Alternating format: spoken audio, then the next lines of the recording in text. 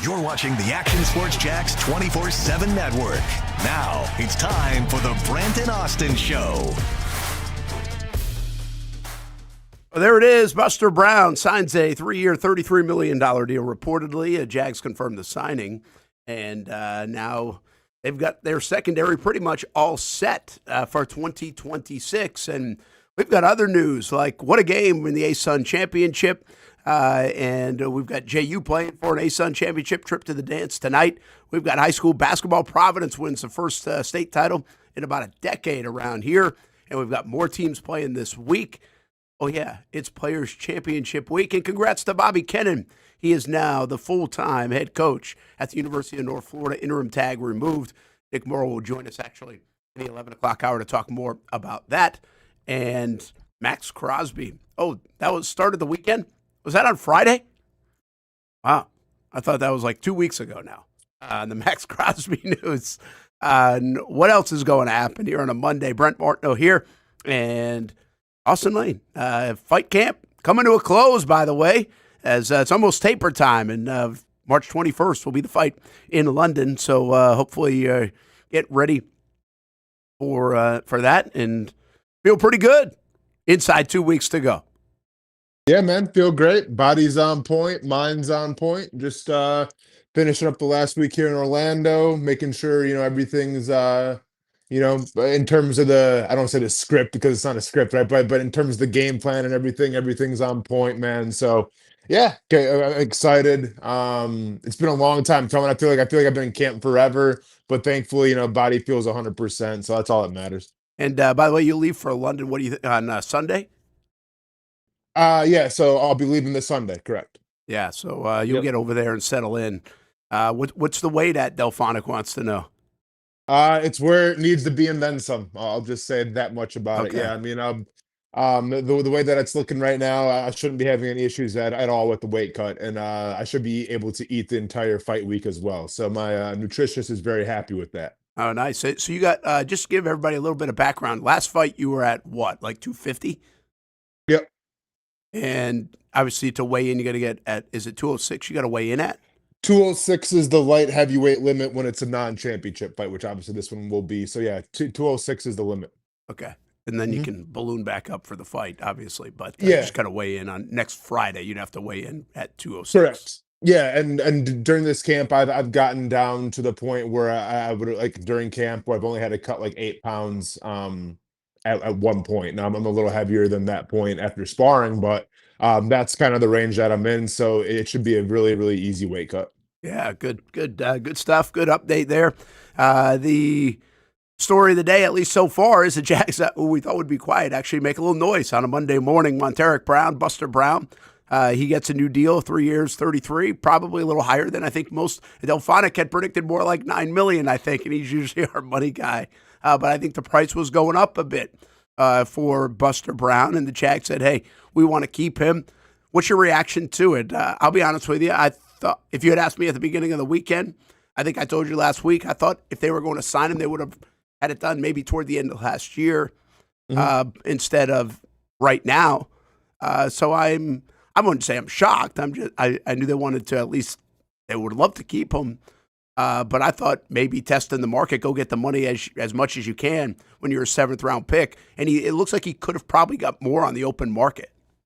Yeah, I mean, I think it speaks volumes a lot to this organization, simply because, you look at Buster Brown, definitely a late round pick, really came into his own this past season, much like a lot of players, it seems like, whether it's on defense or offense, that really came into their own.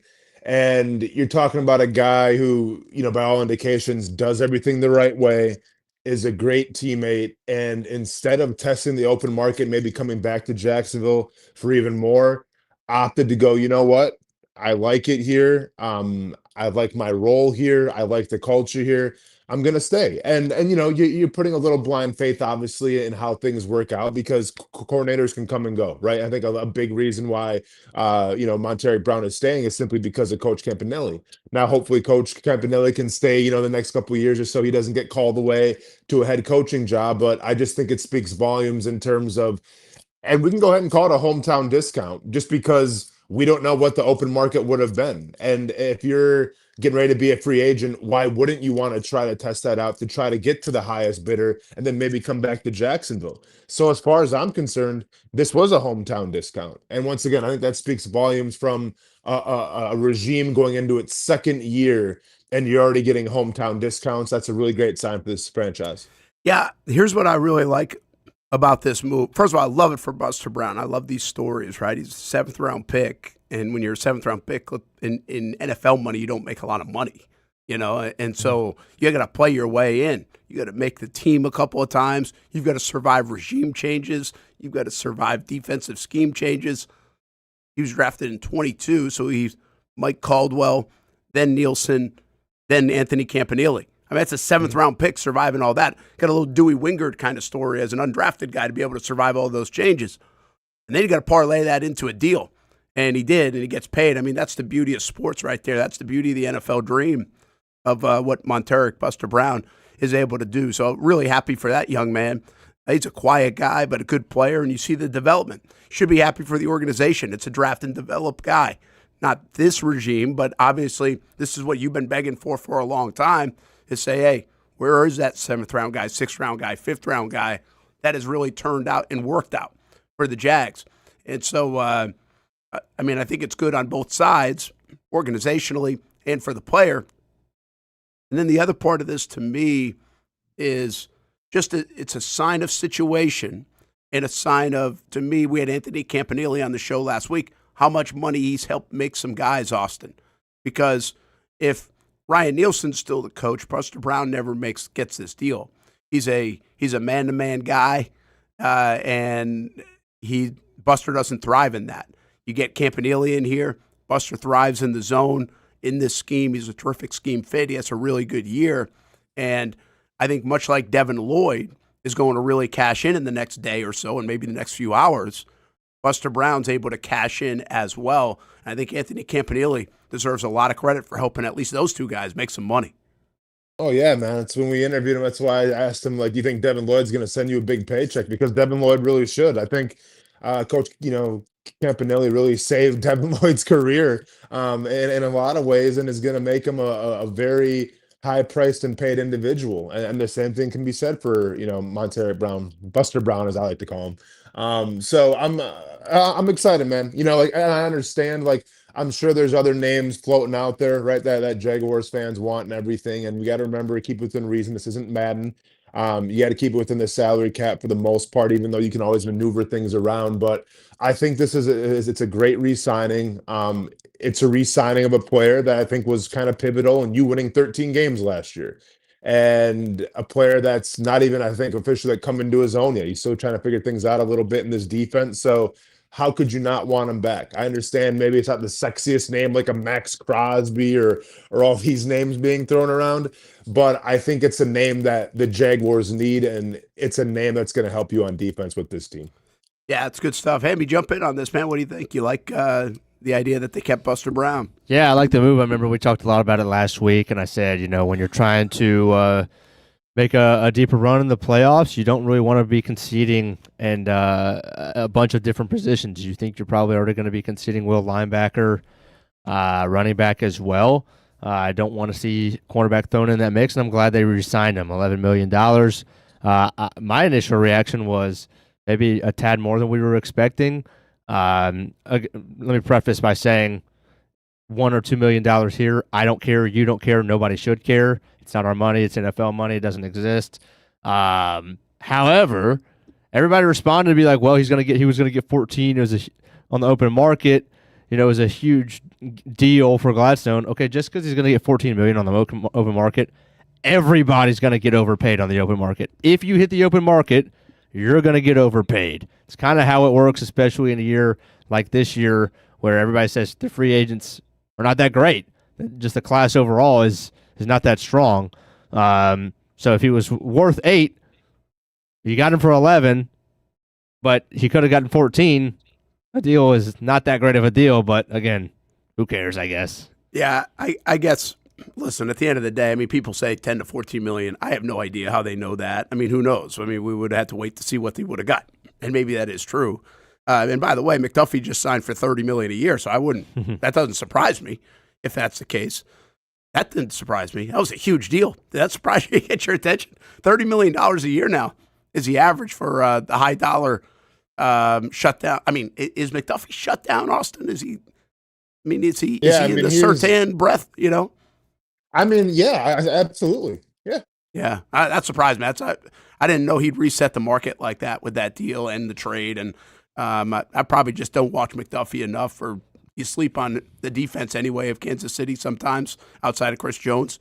But yeah, that one surprised me a little bit. In fact, Surtain, by the way, is only getting paid $24 million. He's like the fourth or fifth guy now in that whole list of corners.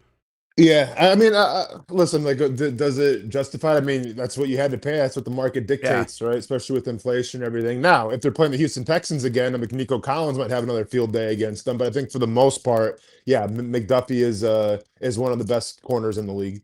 But I like the fact that now you look at this.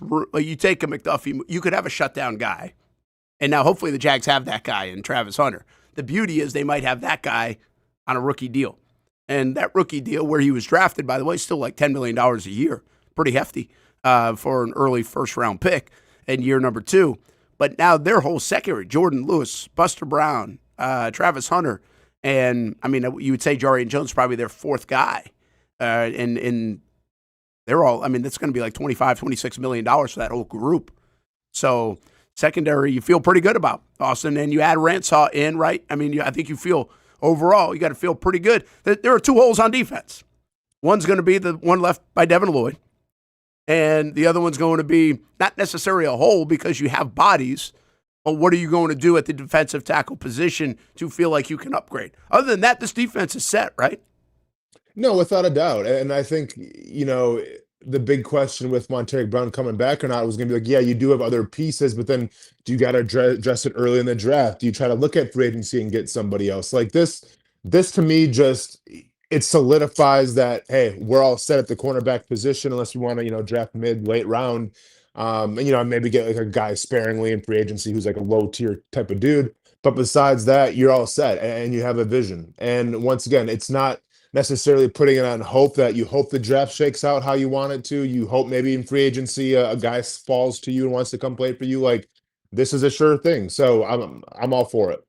Hey, so I guess the other part, again, linebacker I think is going to come in the draft, in my opinion. We'll see if maybe there's a free agent signing. But do you believe the smoke of the Jalen Carter stuff? I mean, it's pretty obvious, right? I think about as obvious as the Jags wanting to potentially upgrade an ETN in this past offseason, where it was going to be Genty and then RJ Harvey, and then they picked Bashal too. Like, they obviously had a plan to try to upgrade. And listen, ETN said, hey, watch this, right? I mean, that's what happened. And he did it, and he delivered. And now we'll see what happens with ETN here today. But I think this is getting pretty obvious that the Jags are trying like hell to upgrade that defensive front, from the rumors of Quinnen Williams to all the way to this Jalen Carter stuff to are they in on Maxx Crosby a little bit, whether you believe it or not. I mean, I don't think the names are just being thrown out there. I mean, there's got to be some interest here that the Jags are trying to make a splash. And Friday night, there were some reputable guys saying the Jags were squarely in the mix on Maxx Crosby. And now I think it's a little bit more in the smoke stuff of Jalen Carter in Philadelphia, the Jags are in on or interested in. How much you buy in here, Austin? Do I buy that Philly wants to get rid of Jalen Carter? Absolutely. Do I buy the Jaguars are a potential buyer? Not so much. Where did it stem from? I don't know where this one came from. I don't know where. Because I saw Ricky posts the whole Jalen Carter thing, and then they shut him down. Say what? Yoda. Oh, Cooper Kupp? All right. Yeah, okay. Oh, okay. Go back. That's where. Go backwards, though. You just said, so Ricky, the guy who he's had some scoops in this time of year over the last couple of years. I saw something that someone said they shut him down. I miss like the origin of all this stuff, it feels like these days on Twitter. But it's like, so how did he get shut down? Like Twitter shut him down? I don't think anybody really knows how he just vanished for some reason. I saw him back this morning, but he like dumped all of his account. Like he's got like 500 And if that's followers. truly him. Yeah, he put something out and it had like 100,000 impressions in an hour. Oh, really? Yeah, I mean, who knows if it's really him or not?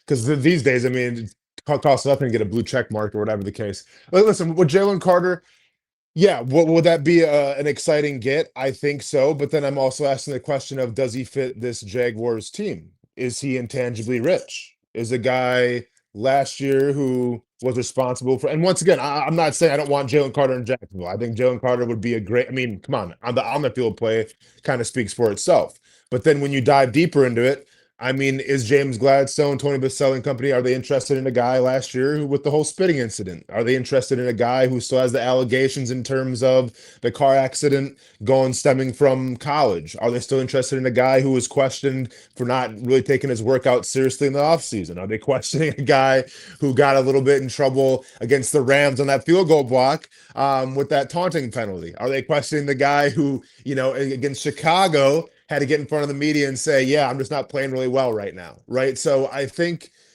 I'm not sure. Obviously, I think if you're Coach Campanelli, you love the way the guy plays on the field, as anybody would. My biggest question is he suitable enough for this Jaguars ecosystem where right now it seems like they got a lot of great guys in that locker room, and can he be added to it and not cause any drama or any issues? I think you just hit a lot of cool things, man, there. And I want to get to the Maxx Crosby stuff in just a moment, too. But I can't help but think of all the things you just said when it comes to Jalen Carter. And two things come to mind in favor of, okay, well, maybe they would be interested. One is there's a little desperation here in Jacksonville. And that's a bad word to use. I wouldn't say the Jags feel desperate. But I do think this has been a position that's been very hard to fill since 2017, quite frankly. For the 2019 when Calais Campbell left for the Jacksonville Jaguars. Just haven't been able to fill it and get the impact play that they want. They've tried a lot of different things. And I do think it's like to have these two edge guys play the way they do, that would really make a difference, especially with the way they probably feel like they could put their front four against anybody in the league. No doubt. If they go get a guy that's really good at that spot, like you name it, whether it's Quinnen Williams or a Jalen Carter or whoever else. So, I get the appetite to want to do it, and it might just showcase a little bit of how they feel like, man, we're right here. Let's go. We'll massage this thing. Let's go figure out how to be dynamic on the field. The other thing, I think, again, we visited with camp last week. I think it might be like confidence in your own group to be able to get the best out of somebody and get them out of the Philly situation, put them in the Jacksonville situation. We feel really confident about our ecosystem, that we can help this guy flourish. We've got a lot of leadership there and guys like Trayvon, right, who he's familiar with, and Josh Hines-Allen and others. And we think we can put him in a better spot. Not to knock Philly, just say it just shows that you have confidence in your own ability to be able to take somebody on. As that old Dave Caldwell quote, you're not going to have 53 angelic players. There are always teams that sooner or later you take a risk somewhere in there, even challenge your ecosystem a little bit, because you feel like your locker room's ready to handle it. Maybe they feel like their coaching staff and locker room ready to handle it. So I guess that's where I come down, because I think all your points are good ones. It doesn't really fit in a lot of respects, but it's also a damn, we just keep saying it, supply and demand. There just ain't a lot of them out there, and you can't be too picky, I think, when it's time to go get one. Yeah. He's 25, by the way. He's only 25. He's so young. Well, yeah, and to me, it speaks a lot of volumes that the Eagles should, because I like Jalen. As a player, I think Jalen Carter is even more of a beast than Jordan Davis when Jalen Carter, wants to give 100% effort. I think he's one of the best defensive tackles in the entire NFL. But also, I think it speaks volumes when you look at, and I'll go and call it the dysfunction sometimes of the Eagles. And it seems like that's the guy that they're trying to move right now, more than A.J. Brown, who said many times, he's trying to cause everything. So I just think it speaks volumes more on the Eagles trying to get rid of Jalen Carter for some reason, because number one of the best three, defensive tackles in the league at a rookie contract. Your window is now to win another Super Bowl. Why would you let him go? Now, and you have to ask yourself too, what do they want in return for him? Because the Jaguars don't have a first-round pick. If it was a first-round pick, then things might be a little easier. The Jags don't have that right now. So then you probably got to talk players a little bit, because once again, I don't think the Eagles are going to be willing to trade, hey, give us your 2027 first round pick, not up the windows right now to try to win a Super Bowl. So then we're talking about players. So what? Are you going to send Trayvon Walker over there? You're going to send Brian Thomas Jr. over there? Like, what's the plan going to be? What kind of capital do you have? So listen, if he came to Jacksonville, would I be upset? Absolutely not. I'd probably be celebrating. But I just question whether he fits in the locker room, and I question what the Jaguars had to give up to get him. Just a couple of things on that front, because we're entertaining it. What the hell? He's a $7 million cap hit this year. He's in the final deal of his rookie deal, final year of his rookie deal for the Eagles. Which means have another one because he's a first rounder. They pick up the option for $27 million. So that's a huge hit. Yeah. Right? And so they might be that. Why would they want to unload now? Now wouldn't be a bad time to unload. And he helped them win a Super Bowl, so like they got a lot out of him. Right. If they and they've got a lot of different players that they have to pay too. They can't keep everybody when you're paying guys like Saquon $20 million a year and stuff like that. So and they just did the deal with Jordan Davis. Right. So yeah, why would they? I guess it would seem like a little bit of a they've got a lot at their disposal, and they can't keep everybody. Really talented team, so that might be part of it. All right, let's go back to Friday. How much do you really think the Jags were in the mix for Maxx Crosby? And if so, I mean, what would they even? I mean, were they in it for a minute, or were they in it to like really say, "Hey, we'll give up X player and next year's first round pick for Maxx Crosby," because it ended up being 2-1s for Baltimore? Yeah, I think they were definitely in the mix. I'm having a hard time seeing how it would have worked out if you have Trayvon Walker still, because you're taking on the Maxx Crosby contract. I guess you probably let Trayvon Walker walk then, or else you're gonna like make him play the 3 technique maybe. But I don't think he's like that. I don't think that would be conducive. So, I mean, look, listen, was I excited when the Jaguars were in the mix? Absolutely, because anytime they're in the conversation, in a positive light, why wouldn't you celebrate it? And it shows that James Gladstone was really open to anything. I just didn't get how it was going to work. Yeah, I think there were 3 options here, right? And let's just say that was the price, and they were in. First of all, they could have offered a second round this year, and then the first round, and maybe even one of the thirds. They could go second, third, and the first next year if they really wanted to get close to what Baltimore. And who knows how quick that ratchets up, right? And Baltimore gives up 2 first rounders. That what are they picking? Like middle of the first round this year, and then next year you'd assume Baltimore's usually good. So it's going to be like a 25 or 26 or 24 kind of pick next year. So how do the Jags get that? Now, then there's the player side of it. Would it be for Trayvon Walker, who you actually have control over if you're the Raiders and then can sign to a deal? Would it be a Josh Hines-Allen, who I don't think the Raiders would want that because, well, they're getting rid of $30 million a year as they're rebuilding. Why would they just take on $30 million a year? I get why they wouldn't want that, but that would be at least a piece. And then there's Brian Thomas Jr. end of it, which I would think would be way more intriguing if I'm the Raiders, as I'm going to get a new quarterback, and I'd have a guy under control for 3 more years if it's Brian Thomas Jr. So I have no idea how close this was, how real this was, how quick the Jags were out of it. But from a player standpoint, like I really don't fully understand if it was Trayvon or if it was Josh. Like, to me, getting Maxx Crosby to replace one of them at 29 years old doesn't make a lot of sense. At $30 million a year doesn't make a lot of sense to me. I mean, really just kind of moving things around for maybe marginal difference.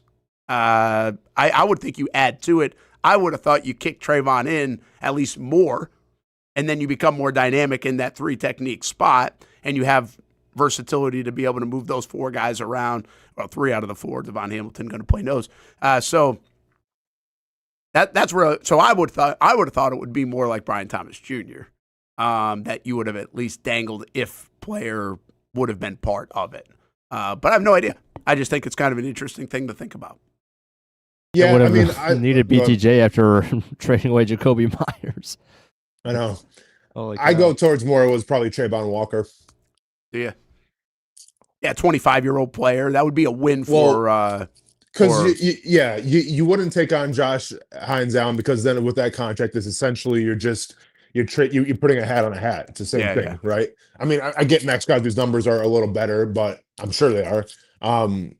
But like it's the minimal difference. And then with Trayvon Walker, if you would have brought Maxx Crosby in, what would the plan of Trayvon would have been? Would you re-sign him as well? Because now you're going to give literally top 5, top 7 money to technically 3 of your defensive ends. So they probably wouldn't have re-signed Trayvon Walker. If that's the conversation that you're having, then he may have been on the trade block. Delphonic, Hamby, out of respect for the show, please don't mention Yoda on air ever again. Yeah. Bruh. Hey, listen, Hamby's the one guy we can't control everything everyone does. Hamby comes out this weekend. He's like, I'm a Yoda fan more than others. Like, on the show? Can you make sure you put out a disclaimer that your positioning is not I didn't say that I was infatuated with a guy. I said, look, I know a lot of people don't like him. I like him. I don't have anything against him. Doesn't mean he's gotten everything right. He's entertaining to me, which I think is the purpose of the guys that are like that. And I don't think there's anything wrong with that. That's it. Yeah, listen, right. I can't say I have anything wrong with him. I don't even know the guy. I'm not hating on anybody. I mean, the fact of the matter is, I've talked to him a few times. Arm's length is a good way to stay on these situations. Of course, but the fact of the matter is that 8 different people put out that Jalen Carter was in rumors, and he was, by my account, the first one I saw. Well, because we get this all the time, right? People want to get any kind of information. Yeah. Like, I mean, anyone that puts it out. I put about less than a grain of salt into it, but it's interesting. So. Yeah. That's so whatever. It is. I don't know where a lot of the stuff comes from or originates from. I know where we end up seeing it. And you do whatever you want to do with Yardline Yoda. Yeah, I mean, listen, this is we're not getting them on the show, though. Yeah, this is the time if you're into social media and everything and you're addicted to engagement and you're addicted to retweets and likes. I mean, and you're an NFL person, this is the time, man. Try to drum up some rumors and everything and try to get some interaction. Like, I get it's appealing and it's addicting. More power to you. I mean, I'm not going to take your words for gospel, but do what you want to do. All right, so what's next, guys? This is really a fun day. I said this today. It's a fun day in the NFL. Like, I think some days are overinflated in the NFL, and I think this day has really become fun because there's so much that's going to come out today. And look, you see the Cowboys traded for Rashawn Gary? Mm-hmm. Unless that was a fake thing. That was real, right? Fourth rounder. That's it. They got a 4th rounder? That's it. That's what they sent back. It's a lot of money, man. Yeah, not that much. He's making $16 million, I think, for the next 2 years. Are they going to get Hendrickson too? Because there was a rumor today that Hendrickson was going there. Or does that now kill that? Yeah, it kills it. Rashawn Gary's getting $16 a year? I think that's what his deal is. That's how much the Cowboys are going to have to pay him. I thought he was taking on some of the contract? I thought it was a 4-year, $100 million deal when he signed it, or 96 or something like that. Let's see. But, I mean... I thought he was up there a little more, but maybe not. Yeah, I mean, I've spoken on Rashawn Gary a lot. Apparently, just because he didn't have a sack in the last 10 games. What's that? People are saying Rashawn Gary is not as good now because he didn't have a sack in the last 10 games of the year. Well, there's that. There's also the effort. Well, there's that, and there's the effort that he shows on the field, too. Well, he'll fit Dallas well, then. Well, yeah, no, I mean, people think that he was maybe like not conditioned and kind of out of shape halfway through the season. They should really just pull out the full gauntlet. The Cowboys should and trade for Micah Parsons. Nice. Yeah, I don't. Whatever. The Cowboys are trying to make moves. I don't know where Hendrickson ends up. I mean, Linderbaum is going to be an interesting one to watch from a center position standpoint. Mike Evans, where he goes. I still don't feel like. I mean, we feel like the same, right? Nothing's moved. ETN's out. Lloyd is out. Do you guys feel differently on either of those two guys? Mm-mm. Yeah. No. Do you feel, I mean, I guess this Jalen Carter stuff, if there's really any smoke, maybe something like that happens. But outside of that, I mean, the Jags quiet, right, after this Buster Brown move? We don't anticipate much? I mean, as far as, because today is like kind of like the big name guys. Big name day, Yeah. Probably pretty quiet on the Jaguars end. But let's say they can't add like a small piece here or there, but if that happens, it'll probably next couple of days or so. Yeah, it might be more of a Tuesday, Wednesday type of move. That's what it feels like for the Jags. Just trying to see if anything comes down the line. I mean, I feel like again, outside of running back and defensive tackle and linebacker, the Jags roster from a starting standpoint, if healthy, is pretty set. Yeah.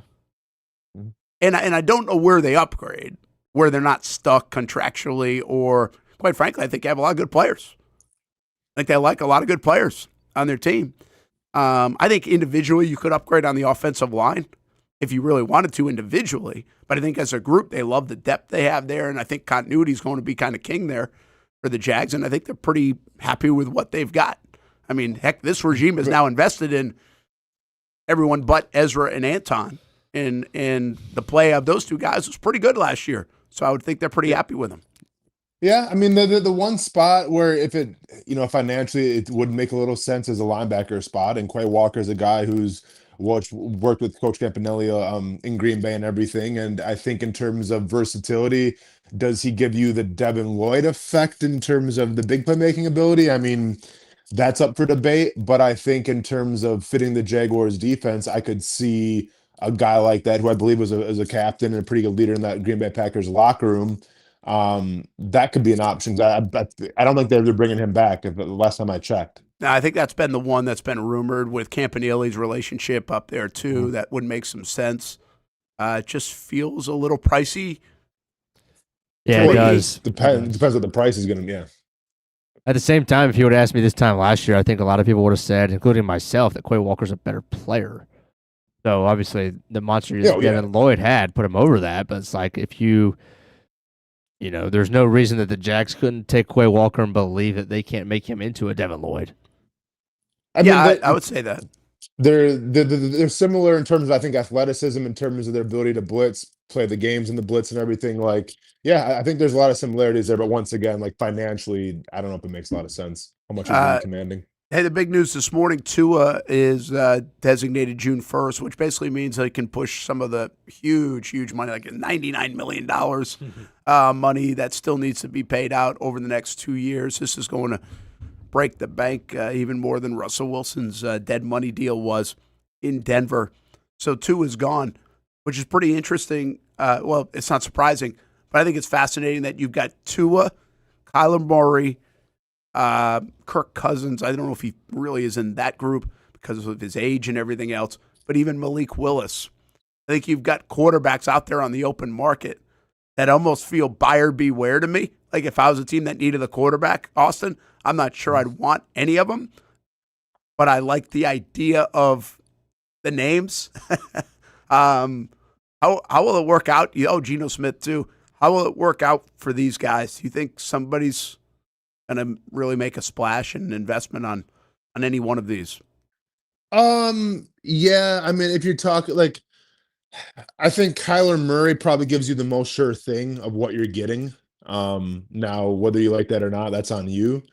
But I think Kyler Murray could get a new team, or he might go to the Rams as the backup. Malik Willis is going to offer you the most boom or bust. It's just the problem with him is the sample size is so small, and you've seen the bad. The good was really actually pretty good in Green Bay. So, like, do you base it off of a 4 or 5 game sample size and say Malik Willis is going to be our franchise quarterback? Because that's the kind of money that you're probably going to have to shell out for him. Kirk Cousins, I can see more like in a backup role, maybe for. Okay, well, I'm going to say it. Kirk Cousins, I can see more in a backup role competing for a starting spot, and the same thing with Geno Smith as well, depending on quarterback situation. So, yeah, I mean, I think it's Kyler Murray, Malik Willis. I think that's the order right there that I would put priority on. I think it's Murray, Willis, Cousins, and then Smith. But Tua, so what's the market for Tua? Oh, I'm sorry. And then Tua, I really don't know what the market is for Tua. Like, I get Atlanta seems to be interested in him. Oh. Just the injury history scares me.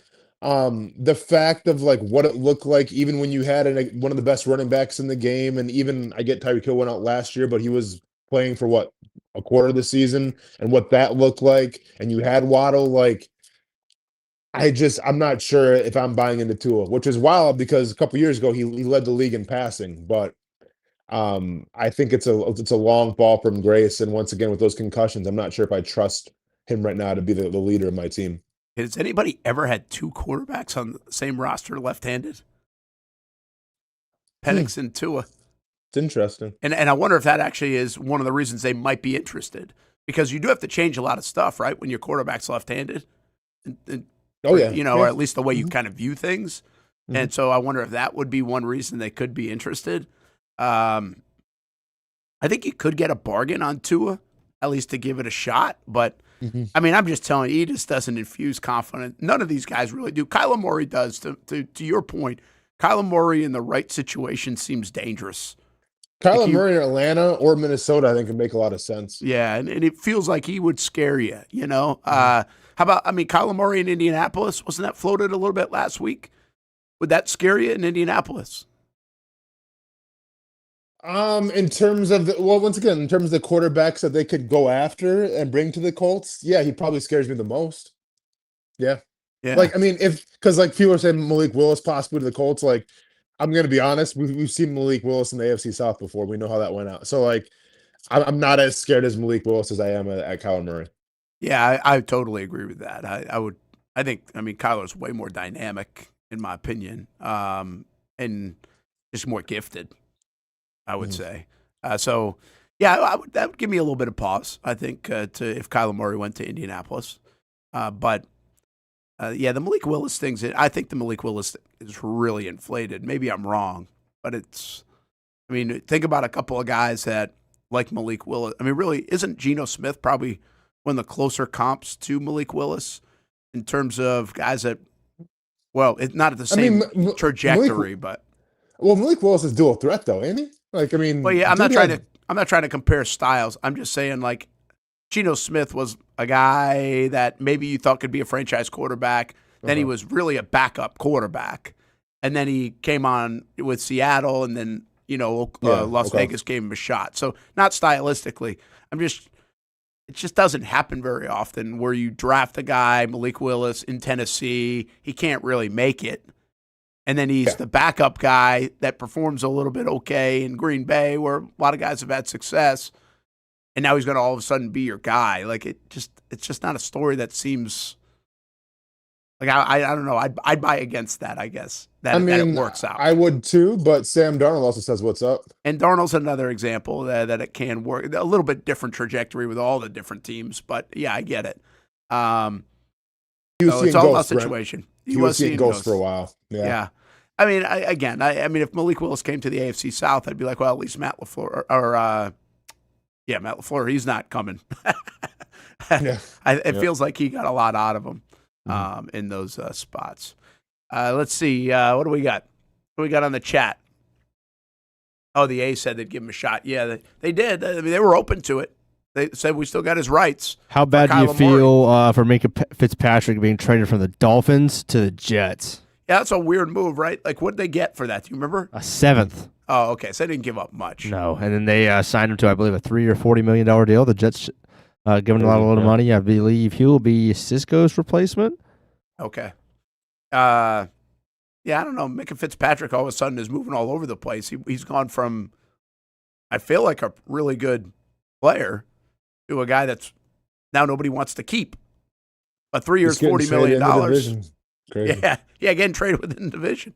Good point. So, hey, we'll see what else happens. It's going to be a busy Monday. Noon is when it really starts to kind of go, and we'll see how it shakes out from there. But the big news here in Jacksonville, again, Buster Brown signed to a deal, and we'll see how much the Jags move from there on out for the rest of these couple of days. We don't anticipate it to be crazy, but we do have eyes, and I think there's a lot of interest on ETN and Devin Lloyd, where those guys end up. I think also Dewey Wingard, where he ends up because of his tenure here in Jacksonville.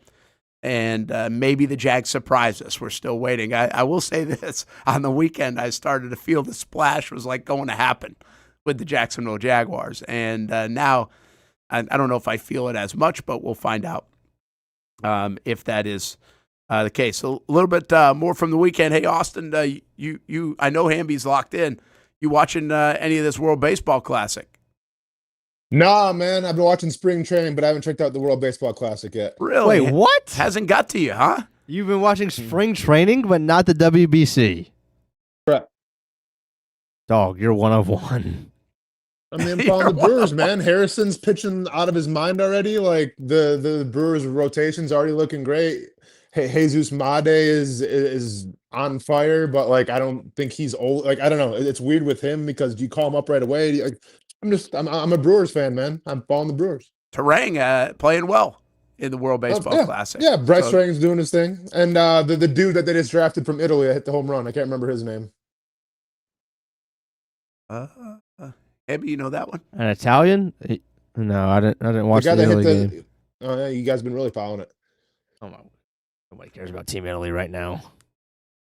Everybody cares about the Brewers Dominican. drafted in the first round had a great night last night, I think. Oh, did he? Oh, that's good. Yeah. That's good. Yep.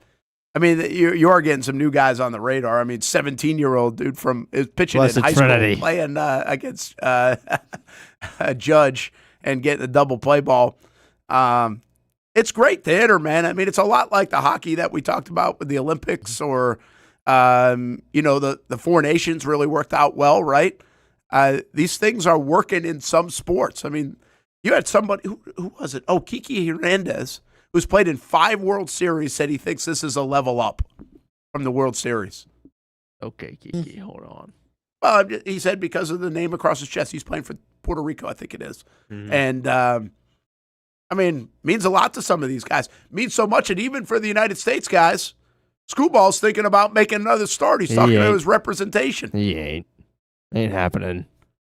But hey, it's great theater right now. I mean, if you like sports and theater, you don't have to love baseball or anything else. Flip on a Dominican game. Oh yeah. I mean, it's unreal. It's absolutely amazing. Like the scene. And it was for the exhibition, but it's even more so now. USA plays Mexico tonight. That's going to be a good one because they beat us last year. They said sold out, standing room only, just a huge event. Where's it at? Like what stadium? You know, is that in Houston? It's either in Houston or Miami.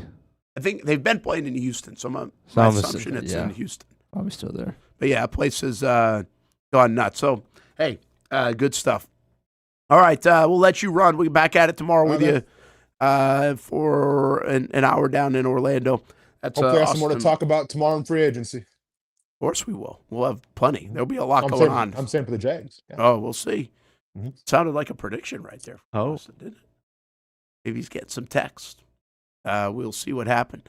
I'm actually heading down to the Jags about noon today, so Stuart's going to jump in the show. We got a little business meeting to take care of for the fall, and has to squeeze it in. We got Talent Talk at 2 o'clock today. Nick Morrow's going to jump on with us at the top of the hour. Bobby Kennen's coming back for the University of North Florida. A-Sun Men's Championship. Queens is going dancing for the first time. That was an overtime game. Wonderful game here in Jacksonville. How about the JU women? They played tonight for a chance to dance for only the second time in school history, first in a decade. And high school boys and girls basketball, your Providence Stallions won. Let's go. On Saturday night. So, I mean, all these things that are happening. Oh, and it's Players Week, everything else. And I know right now all that will be dwarfed probably on our show by the NFL and what's happening. We understand that. But it's really a fun time, exciting week here in Jacksonville. And I feel the best I've felt in like 10 days. Had a baby. And I still feel like crap. Oh. No, I actually feel a lot better. Still sound like crap. But holy cow, this thing has been a beast. A beast. I don't I'm too tough for the sick stuff, is what I like to claim. But once it goes on for more than 4 or 5, 6 days, you got to. Oh, man. I thought I might have been. I was like, all right, I probably should go to the doctor. I did on Saturday. I was like, I got to do something about this. This is crazy. And but we're dealing with it. Thanks for dealing with me. We'll keep rocking and rolling. Take a break. Long first segment. Back to some Buster Brown and the Jacksonville Jaguars and what it means. Don't forget, our Anthony Campanile is on YouTube.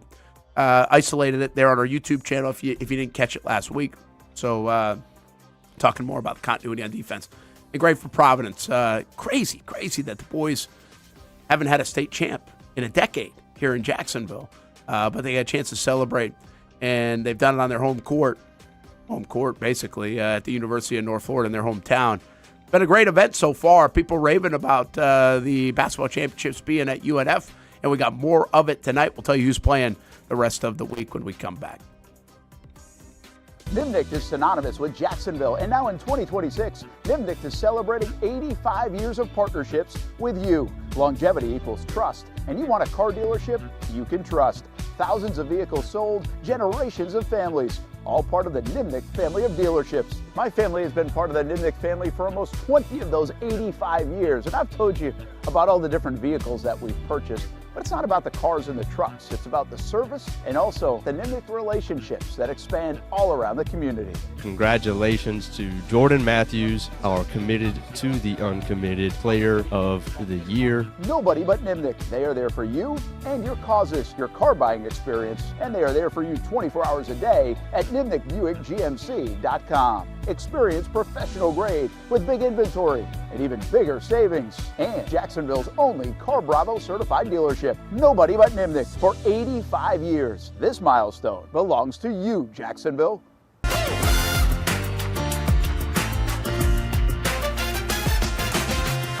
Empower a future, inspire a dream. It's a bold but simple mission for the Jacksonville Police Athletic League known as Jax PAL. Help the next generation of kids in Jacksonville shape a brighter future. Their after-school programs, teenage leadership programs. There's community outreach. It's been just an awesome opportunity to be out here with my colleagues and do something good for the community. It's really been an interesting opportunity to just see everybody work together in a way that we don't normally in the office. And there's sports.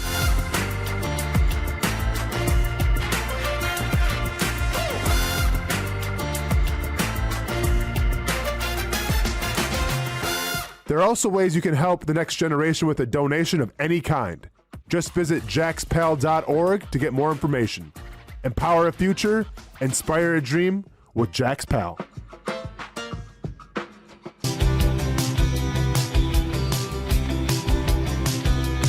Welcome inside the Armor Guard exterior and gutter helmet showroom. There's a lot going on, like glass exteriors, replacement windows, and down there we have the retractable screens and awnings, plus hurricane protection.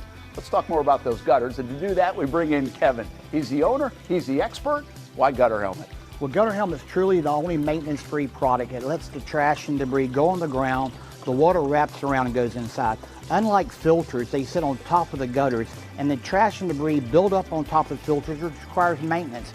With Gutter Helmet, we're going to keep you off the ladder, the most dangerous thing in your garage. With Gutter Helmet, you'll never clean your gutters again. So get off the ladder and put on the helmet. Gutter Helmet. Get a free estimate at gutterhelmetofnorthflorida.com. You can also call 904-762-7779 or visit the showroom on St. John's Bluff Road in Jacksonville. Hi, I'm Greg Mackey from Cycles of Jacksonville. Whether you're looking for a side-by-side, ATV, motorcycle, or scooter, Honda has what you need. The Honda Talon. Ultimate performance meets family-friendly fun. Prices starting at $363 a month. Or the sporty Honda CBR 650 starting at an affordable $204 a month. Stop by and choose your adventure from a full line of Honda products. Only at Cycles of Jacksonville on Atlantic Boulevard. Family owned and operated since 1983. Hello, I'm Kenny Lay of Kenny Lay & Associates. Since 2003, our firm has fought exclusively for the rights of men in family law. Divorce, modification of child support, alimony, custody, and more, all for men. A father is vitally important to a child's life, and being a man is not a reason to pay more in child support or alimony. I'm a single father. I get it. If you have a divorce or other family law issue, contact Kenny Lay & Associates at divorcemenonly.com. CGC Water Treatment and Plumbing is taking their 75-plus years of expertise and expanding to CGC Home Services. Water treatment and plumbing is still a big part of what they do, and now they can do even more for you. Home services like kitchen and bathroom remodeling, showers, sinks, faucets, toilet repair, backflow testing, and the list keeps going. Find all they can do at cgchomeservices.com or give them a call, 904-298-7052. It's a new look and a new name with the same expertise. They've been serving homes like yours since 1946. CGC Home Services, right here in Jacksonville off St. John's Bluff Road, 904-298-7052. And visit cgchomeservices.com. Florida license number CFC 1432579. Welcome back to the Brent and Austen Show, streaming on the Action Sports Jax 24/7 network. Welcome back here to the Brent and Austen Show, Action Sports Jax 24/7 network. And, man, we got a lot going on this week. As we mentioned, the Players' Championship kind of gets underway today. They'll have some interviews. Tomorrow is Military Appreciation Night, and Ludacris is there. Practice round, of course, Wednesday practice round. We'll really be out there in earnest starting on Wednesday with the show, and we have 15-minute special starting 11:15 on CBS 47, Fox 30 Wednesday night. We'll be out there today and tomorrow too, but really full go Wednesday and throughout the entire weekend. The high school boys and girls basketball state championships. We're going to talk about that in just a minute here with Nick Morrow, at least touch on it. But we got a ton of teams here, especially in the early stages of the week. How do you like to be Bishop Kenny? Bishop Kenny goes at 5 and 7 tomorrow, boys and girls. One-stop shop for athletic director Thorson there at BK. So good for him. And so far it's been quite a success. Brent Martineau, Jason Hamby, Austin in fight camp. He'll be back with us tomorrow for the first hour of the show. Stuart Weber's going to jump in with us around noon.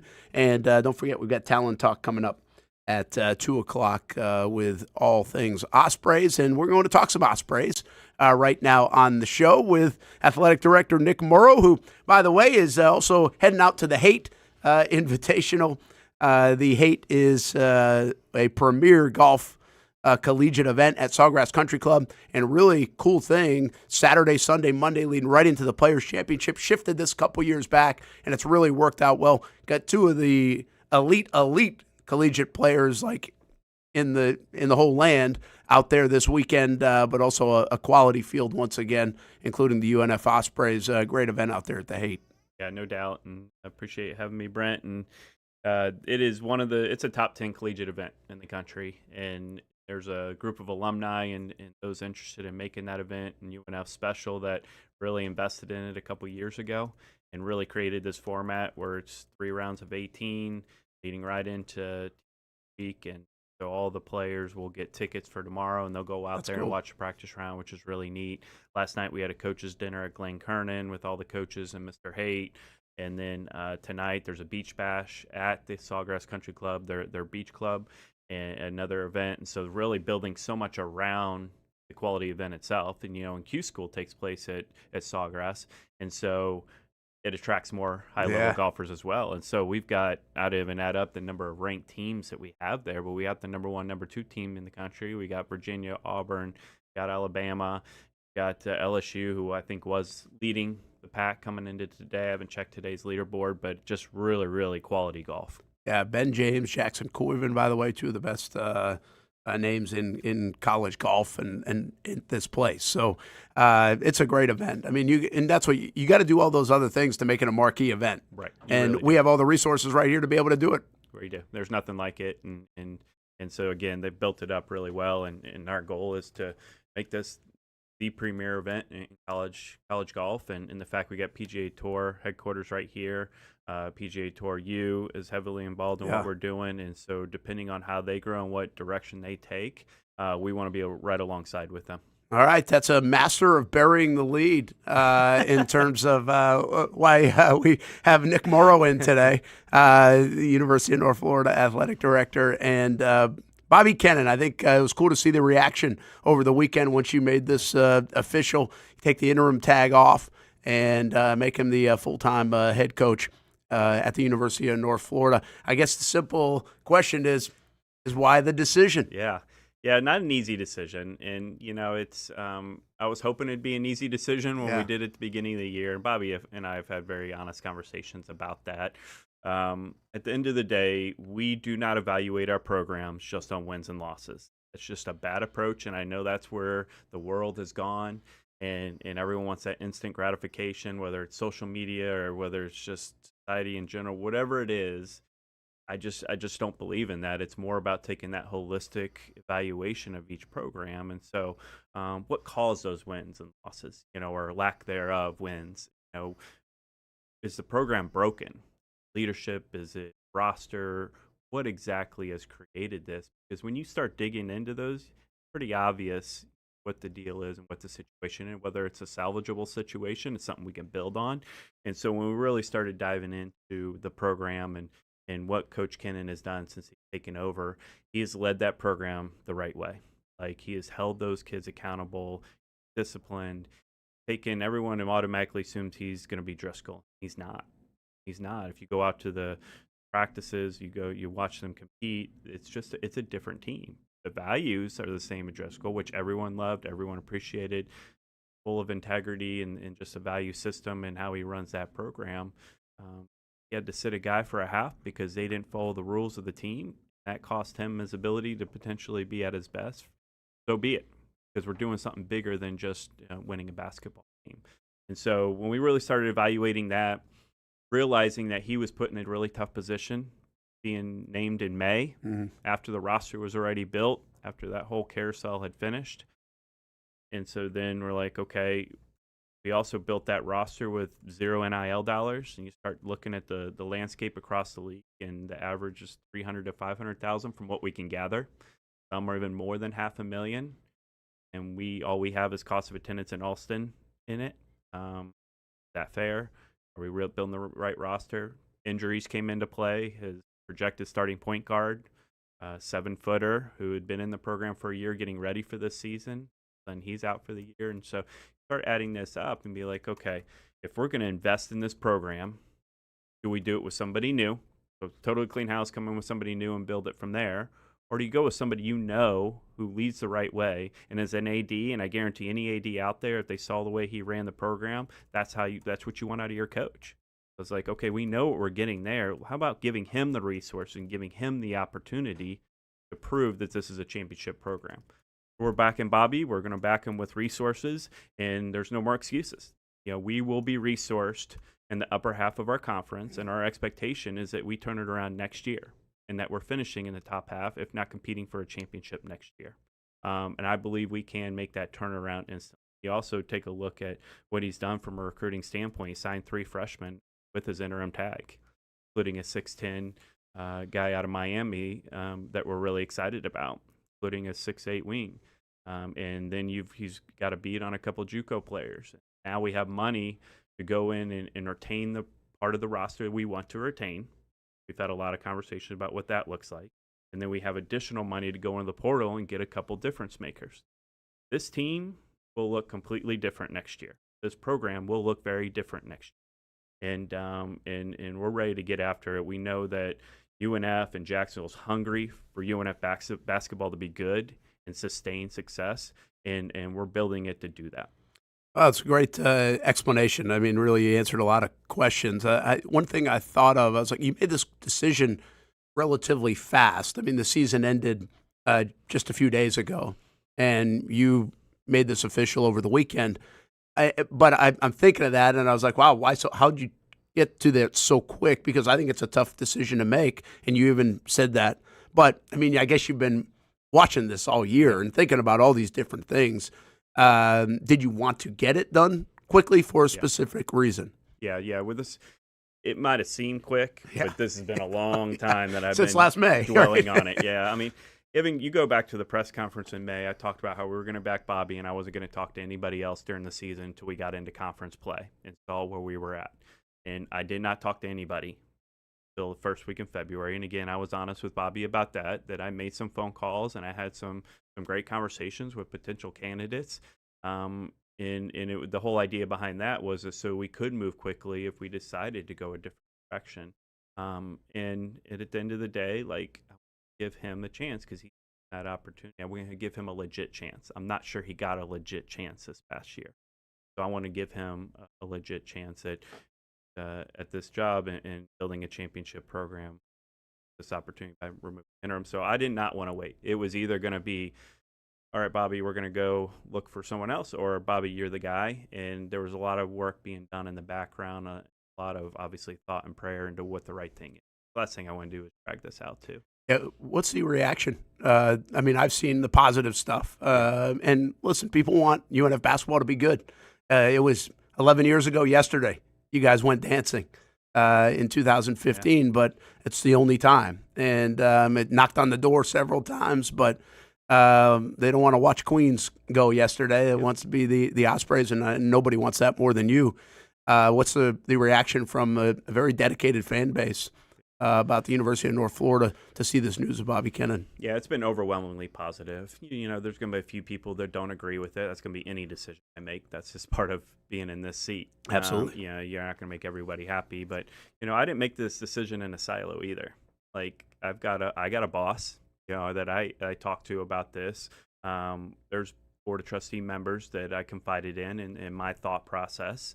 There's people connected throughout leadership within the university that I consulted with, in addition to my own senior staff, and we had conversations about what the overwhelmingly positive. You know, and so alumni that had reached out as well, saying they were in support of this decision. And so, you know, that's another reason I wanted to make the decision quickly, is that, you know, the haters could go ahead and hate for a few days, and then we're going to move on and we're going to go build a championship roster and staff. I'll be just transparent as possible with you. I usually am. But I wondered after the loss to JU at home how much that would impact Bobby and because of blowout loss against your rival. But I really think it was the only time this year that it was almost like, well, it was a bad start to the game. Let's just say that. But after that, they showed up and played. The thing that was probably you heard from most people is just how hard this team played all year. Even though the wins didn't come, it was down to the finish every time. Even if they were down 17 at one point. Well, take the tournament game, right? Down 23. And, man, a couple of three-pointers that are pretty open to get it down to 2, and you wonder they might have won that game. But that's kind of more symbolic of the way they played all year than maybe the JU game. But I was kind of curious about that JU home loss, if that would swing the emotions of a decision like this. Yeah, I'm not going to lie. The past couple months, I got caught up in every win and loss. Yeah. Every time we won, I'm like, yeah, we're going for it. Every time we lost, I'm like, no. And and the JU one hurt. It hurt. It was just weird, one of those games where we couldn't hit anything. And JU, who's not a great shooting team, hit everything. Yeah. You know, is it just one of those games? But no, that didn't sit well at all, and certainly really struggled with that one. But you're right in that every single game, they were always playing hard. They were always fighting. They could have given up in that tournament game, being down 23, knowing that's the end. But they didn't. They fought back. You could argue that they didn't get that timeout call where they stepped on the floor, and all of a sudden now that's a 4-point game. We get the ball. With it being a 4-point game, cut it down to one possession, and because they got real shaky down there in the stretch, and so, you know, there's just the margin is so small, and so there's so many games we could go back and look at a couple possessions that this whole sudden turns into a winning record, in conference play, and so that's where it's like, okay, we get a deeper roster in play. What does this look like? You know, they play that hard with some more dudes. Yeah. Like, we're in it. Yeah. We're making a run. And 6'10" coming in, you know, and 7-footer coming back. I mean, assume coming back. And that's huge. That's something we haven't had here at the University of North Florida very often, right? Very, very few guys have come in with that kind of size. And athleticism is something we've really got to hit through those JUCO players or through the portal. And Bobby gets that. We got to be more athletic to be better defensively. And so he knows exactly what he needs to go get. And he's very well respected. JUCO world, mid-major world, the recruiting, and he knows everybody in Florida. Like, literally every time he's got some weird connection story. Like, we just hired a new facilities guy, and somehow his dad, I think, was on staff or coached him. I don't even know what the connection is out of it, but always has a connection. He's pounded the pavement for a long time. Yeah, no doubt. In that assistant circle. What you got, Hamby? Yeah, Nick, you know, I'm sure we'll hear from Bobby soon enough on Talent Talk, but what can you tell us about his response? I don't think appreciation would be the right word, maybe sigh of relief. I don't think it could probably be that easy to coach a full year under an interim position. What can you tell us about, you know, all right, now we can really move forward now that the interim is taken away? Yeah, that's a Great question, and I'll let him tell the full story on his feelings and emotions. But there was a lot of appreciation. There was a lot of gratefulness too, because he knows this easily, and in a lot of institutions would have gone the other direction. Absolutely. I think most. Yeah, I think so. And so he gets that and understands that, and I know he's going to make some really hard decisions about how we move forward, and he understands the sense of urgency, and I think he's extremely grateful to have that opportunity to prove it. I told him from the very beginning, we put him in a tough spot, and it was not in his favor, and it was still the climb. The way he showed up to the gym, being so consistent every single day, he could have quit on the team. They could have quit on him. Like, it could have looked a lot different down the stretch when things weren't going our way. He's ready to get to work and already doing some things this morning that's going to make our program better, and really excited to see him and what he builds. And even going into summer training, it's going to look a lot different for UNF next year. I thought you had a tough decision to make in this whole deal, because if anybody knows Bobby, he's awesome, and just that alone, and what he's done and brought to the table. And by the way, Ospreys were fun to watch all season. Didn't win a lot of basketball games, but fun to watch. The brand continues to be a fun watch for so many, but obviously you got to win games at the end of the day. And the reason why I thought you had a tough decision in some parts is I don't know if it matters who your coach is unless you got the right plan going forward. And you kind of hinted at that. So I just want you to elaborate a little bit more. For the first time, you guys are going to have some dollars to play with from an NIL standpoint. Yeah. Retain, go get. It's not going to be what Florida has to play with. It's more at least conducive with what's going on in the ASUN, or at least competitive, and put you in that game. How challenging was putting together that plan? How challenging is it to sustain that plan? How confident are you in the plan that you guys have going forward that now includes a piece that never existed? Yeah, I mean, there's certainly some unknowns. What's the market going to look like this year? Yeah. We know last year was super crazy, but a lot of people were front-loading NIL and revenue sharing because the new system was coming into play, and you weren't going to be able to, you didn't have to go through NIL Go, the NIL clearinghouse at that time. Now you do, and so the deals look different. It's a market change. Is it sustainable, which we're always concerned about, these inflated rosters. So still not quite sure what that market's going to look like, but at least we'll be in it. Yeah. Before, we didn't even have anything to even go after guys with. And so we've got additional resources, reallocated some additional funds we have existing, and really good to put a base number together. And our focus this week is going to be on retaining the guys that we want to retain off the roster. Those are the first conversation. Let's get that core group solidified. Then we know what we need to go get out there from our recruiting from the JUCO and portal side of things. And so I do like our plan of attack from the revenue sharing model. And again, though, it's a little bit of unknown as what the market's going to call for. I do know that UNSF has things that money can't buy, and so our location close to the beach, being in Jacksonville, our location within Jacksonville, beautiful campus, great academic institution. We have things where people don't want to leave UNF.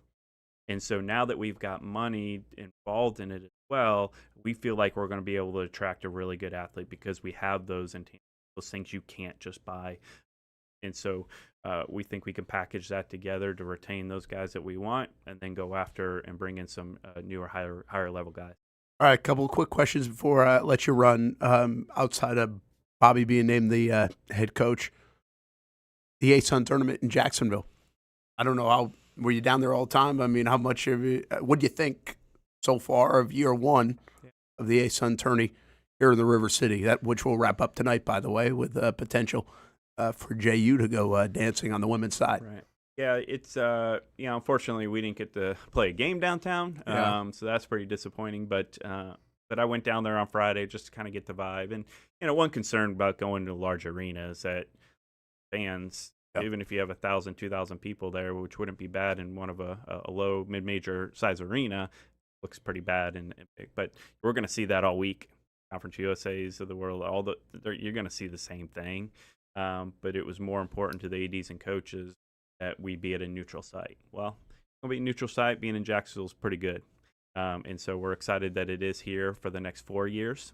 JU excited too. Can you imagine if we end up getting a UNF JU championship game in downtown arena? Be great for the city. It would be amazing. We've been we've been talking about that for a while, right? And people that follow local sports around here they're begging for that. We're waiting for that. Yes, they really are. And But the fact that the conference made that decision and we are here at a neutral site, I think it is a good environment. Everyone was down at the Hyatt.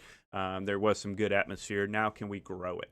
Can we get it bigger than it was this year? Can we make it more of an attraction for people to come in town for? And so I think that's the next hurdle that we jump and see if we can't build on that. But it's also good that we're hosting a conference championship, City of Jacksonville, as we go and bid on the next round of the NCAA championship. You can put that you're hosting conference championships on your resume when you're going to try and get the NCAA tournament. That's a good thing.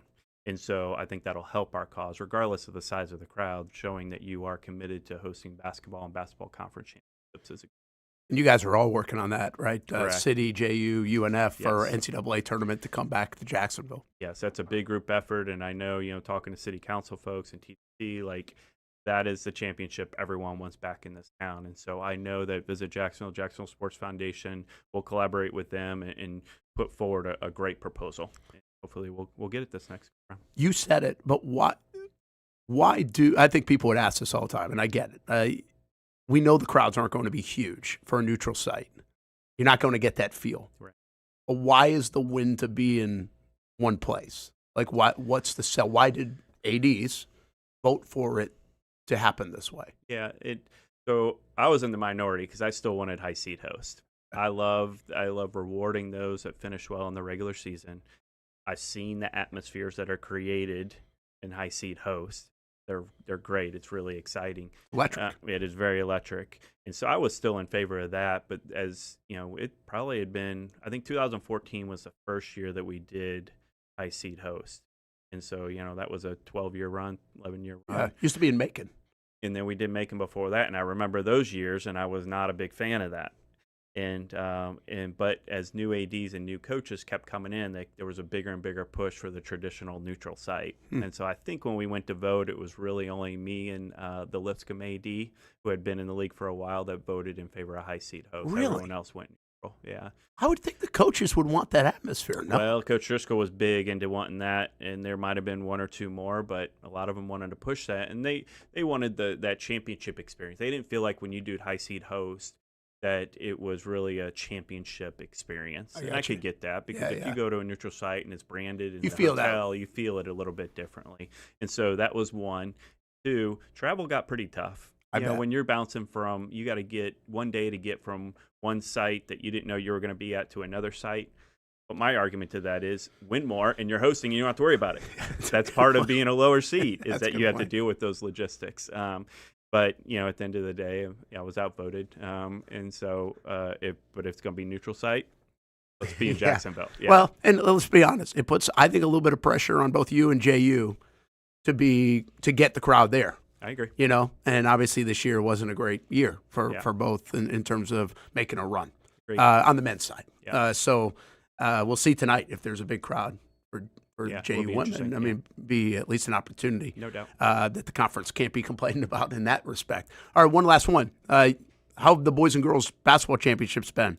Big week again this week during Players Week. Last week was good. Providence won Saturday night. We got a bunch of local teams. Jackson plays tonight. Bowles plays tonight. Bishop Kenny, couple tomorrow. Bartram Trail still to go. But overall, I feel like I've heard good stories coming out of what you guys are doing to host this. Is that accurate? Yeah, everything I've heard has been extremely positive. People love how much closer they are to the court than they were in Lakeland. That's what I've heard. It's created a whole new environment that's really exciting. So it's been really, really positive. Honestly, I haven't heard any negatives. So, obviously there's some kinks we're going to have to work out. And then how do we take this year and how do we elevate it going into next year? So we're looking for opportunities, whether there's premium experiences, there's more fan fest type of stuff. We're looking at those things now as how do we enhance here, even greater than just a great venue that's attracting a lot of people. And so, tonight's going to be cool with the Bowles girls and Jackson boys, and then BK's, both boys and girls tomorrow night. And so, those crowds will be really electric, I think, which we wanted. We wanted our local teams to do well and come in there and buy a lot of tickets, create a great atmosphere, and hopefully get a little bit of a home court advantage for our local teams. So I think overall worked out well for the FHSAA. 10 Jacksonville area teams made this on the boys and girls side combined, which saves them travel costs, first of all, and also brings in some better ticket revenue. Yeah. I mean, you're not going to have that many teams at Lakeland Right. from right there. Good point. So I would imagine from the FHSAA standpoint, this has been a home run. And you guys do a great job hosting events. I mean, you got to be so confident in the way you host events now. That part's like the given. Yeah, we've got some good experience doing it. We're doing it now. Our job is to keep our staff head above water and really just keep their morale up because this is always the busiest time of year anyway. Crazy and then we throw this championship on top. Yeah, Brent, there's over a 19-day period hosting 74 basketball games. Amazing. That's a lot. In addition to the baseball, softball, beach volleyball, tennis, track and field first meet next weekend. So now outdoor track and field season's here. Yeah. You know we're big into that, and so it's plus Sporting Jags, their opening game this past Saturday. So it's we're full go. Yeah. Sure. When in doubt, get that staff nothing but cakes. They're really good. They'll keep working a little harder for them. Nick Morrow, athletic director of the University of North Florida. I love the decision, man. Bobby Kennen, the full-time head coach of the men's basketball team. Now let's see where this program goes. Congrats on making that move, and good luck in the spring. Thank you, Brent. We'll be right back here on the Brent and Austen Show on the Action Sports Jax 24/7 Network. What else is happening in the football world? Buster Brown coming back to Jacksonville. Nimnicht is synonymous with Jacksonville, and now in 2026, Nimnicht is celebrating 85 years of partnerships with you. Longevity equals trust, and you want a car dealership you can trust. Thousands of vehicles sold, generations of families, all part of the Nimnicht family of dealerships. My family has been part of the Nimnicht family for almost 20 of those 85 years, and I've told you about all the different vehicles that we've purchased. But it's not about the cars and the trucks. It's about the service and also the Nimnicht relationships that expand all around the community. Congratulations to Jordan Matthews, our committed to the uncommitted player of the year. Nobody but Nimnicht. They are there for you and your causes, your car buying experience, and they are there for you 24 hours a day at NimnichtBuickGMC.com. Experience professional grade with big inventory and even bigger savings. And Jacksonville's only Car Bravo certified dealership. Nobody but Nimnicht for 85 years. This milestone belongs to you, Jacksonville.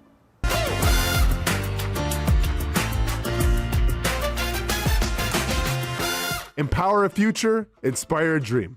It's a bold but simple mission for the Jacksonville Police Athletic League known as Jax PAL. Help the next generation of kids in Jacksonville shape a brighter future.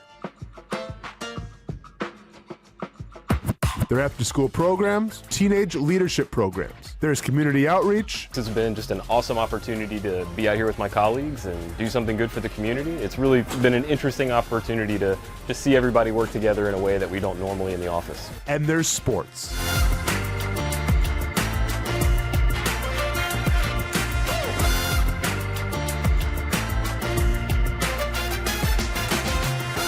There are also ways you can help the next generation with a donation of any kind. Just visit jaxpal.org to get more information. Empower a future, inspire a dream with Jax PAL.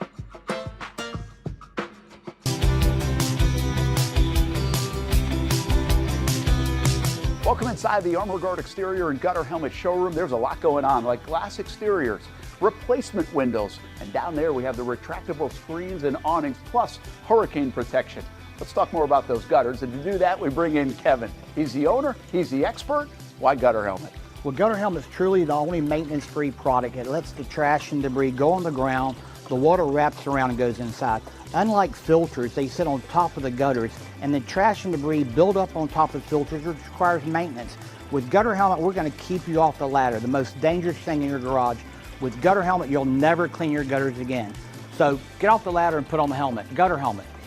Get a free estimate at gutterhelmetofnorthflorida.com. You can also call 904-762-7779 or visit the showroom on St. John's Bluff Road in Jacksonville. Hi, I'm Greg Mackey from Cycles of Jacksonville. Whether you're looking for a side-by-side, ATV, motorcycle, or scooter, Honda has what you need. The Honda Talon. Ultimate performance meets family-friendly fun. Prices starting at $363 a month. Or the sporty Honda CBR 650 starting at an affordable $204 a month. Stop by and choose your adventure from a full line of Honda products. Only at Cycles of Jacksonville on Atlantic Boulevard. Family owned and operated since 1983. Hello, I'm Kenny Lay of Kenny Lay and Associates. Since 2003, our firm has fought exclusively for the rights of men in family law. Divorce, modification of child support, alimony, custody, and more, all for men. A father is vitally important to a child's life, and being a man is not a reason to pay more in child support or alimony. I'm a single father. I get it. If you have a divorce or other family law issue, contact Kenny Lay and Associates at divorcemenonly.com. CGC Water Treatment and Plumbing is taking their 75-plus years of expertise and expanding to CGC Home Services. Water treatment and plumbing is still a big part of what they do, and now they can do even more for you. Home services like kitchen and bathroom remodeling, showers, sinks, faucets, toilet repair, backflow testing, and the list keeps going. Find all they can do at cgchomeservices.com or give them a call, 904-298-7052. It's a new look and a new name with the same expertise. They've been serving homes like yours since 1946. CGC Home Services, right here in Jacksonville off St. John's Bluff Road, 904-298-7052. And visit cgchomeservices.com. Florida license number CFC 1432579. Welcome back to the Brent and Austen Show, streaming on the Action Sports Jax 24/7 network. Well, it's Players Week, and the champion coming in hot off of a blistering tournament is Akshay Bhatia. Fresh off a win at the Arnold Palmer Invitational down in Orlando. The lefty, young guy, a couple wins on the tour. Defeated Daniel Berger, who was pretty much winning the entire tournament. And it's not one like Shane Lowry last week or the week before where he was choked or anything. But Bhatia, I think, birdied the last 4 holes, forced a playoff, and then he sunk a big putt to make it and to win it. And I was locked in. For the Arnold Palmer Invitational. I was checking it throughout the week, and then yesterday afternoon, I was dialed, y'all. Dialed. You know, sometimes you just got to get dialed in at this time of year. Come TPC week, gotta get ready, gotta prepare for what's to come, and that's exactly what happened yesterday. So I was locked. I mean, I hadn't heard of Daniel Berger's name in probably 5-10 years. I mean, it's been a long time. Daniel Berger, welcome back. FSU guy. Wasn't quite able to get it done. This Akshay Bhatia guy I've heard of, he did really well at the Players last year. I believe he had a top 5 finish. Glenn says really like Bhatia, but his pants are hideous. I don't remember the pants. I thought they were blue, but I could be mistaken. I'm not sure exactly what he wore out there. But with Bhatia winning and kind of looking up some stuff on Twitter after the conclusion yesterday, I learned what anchoring means. And I had never heard of this before. And, you know, I'm learning some new stuff, all this crap, man. And I'm like, we should do a golf 101 with Hamby as he starts to get into golf. Like, bro, everybody's pissed about how he holds his putter because you can't hold it you can't touch your body. Yeah. And that was a big thing over the last, really now feels like 10 years ago. I don't know what the timeline is. Well, everybody's on Bhatia's case because they think that it's touching his body. But apparently, because his putter, I mean, is literally 6 feet tall. I know. It goes all the way up to his nips. So, I mean, is that a big deal, Brent? Are people? Is that just because he won, or is this? Is he one of the only guys that has that long of a putter? I know it's not like he's the only guy. Yeah, he's not the only guy. I mean, again, the whole resting the putter was a thing, and they banned it. And Adam Scott was, I think, a big. Like during when he was playing really well, he was doing that. Okay. And so now, as long as you're not resting it, so there's like a small technicality there. But honestly, I was reading all that today too. I saw some of that stuff happening, and I was like, well, these just sound like people that lost money. Yeah. Like they had Daniel Berger or somebody else, right? But yeah, Adam Scott comes to mind doing it.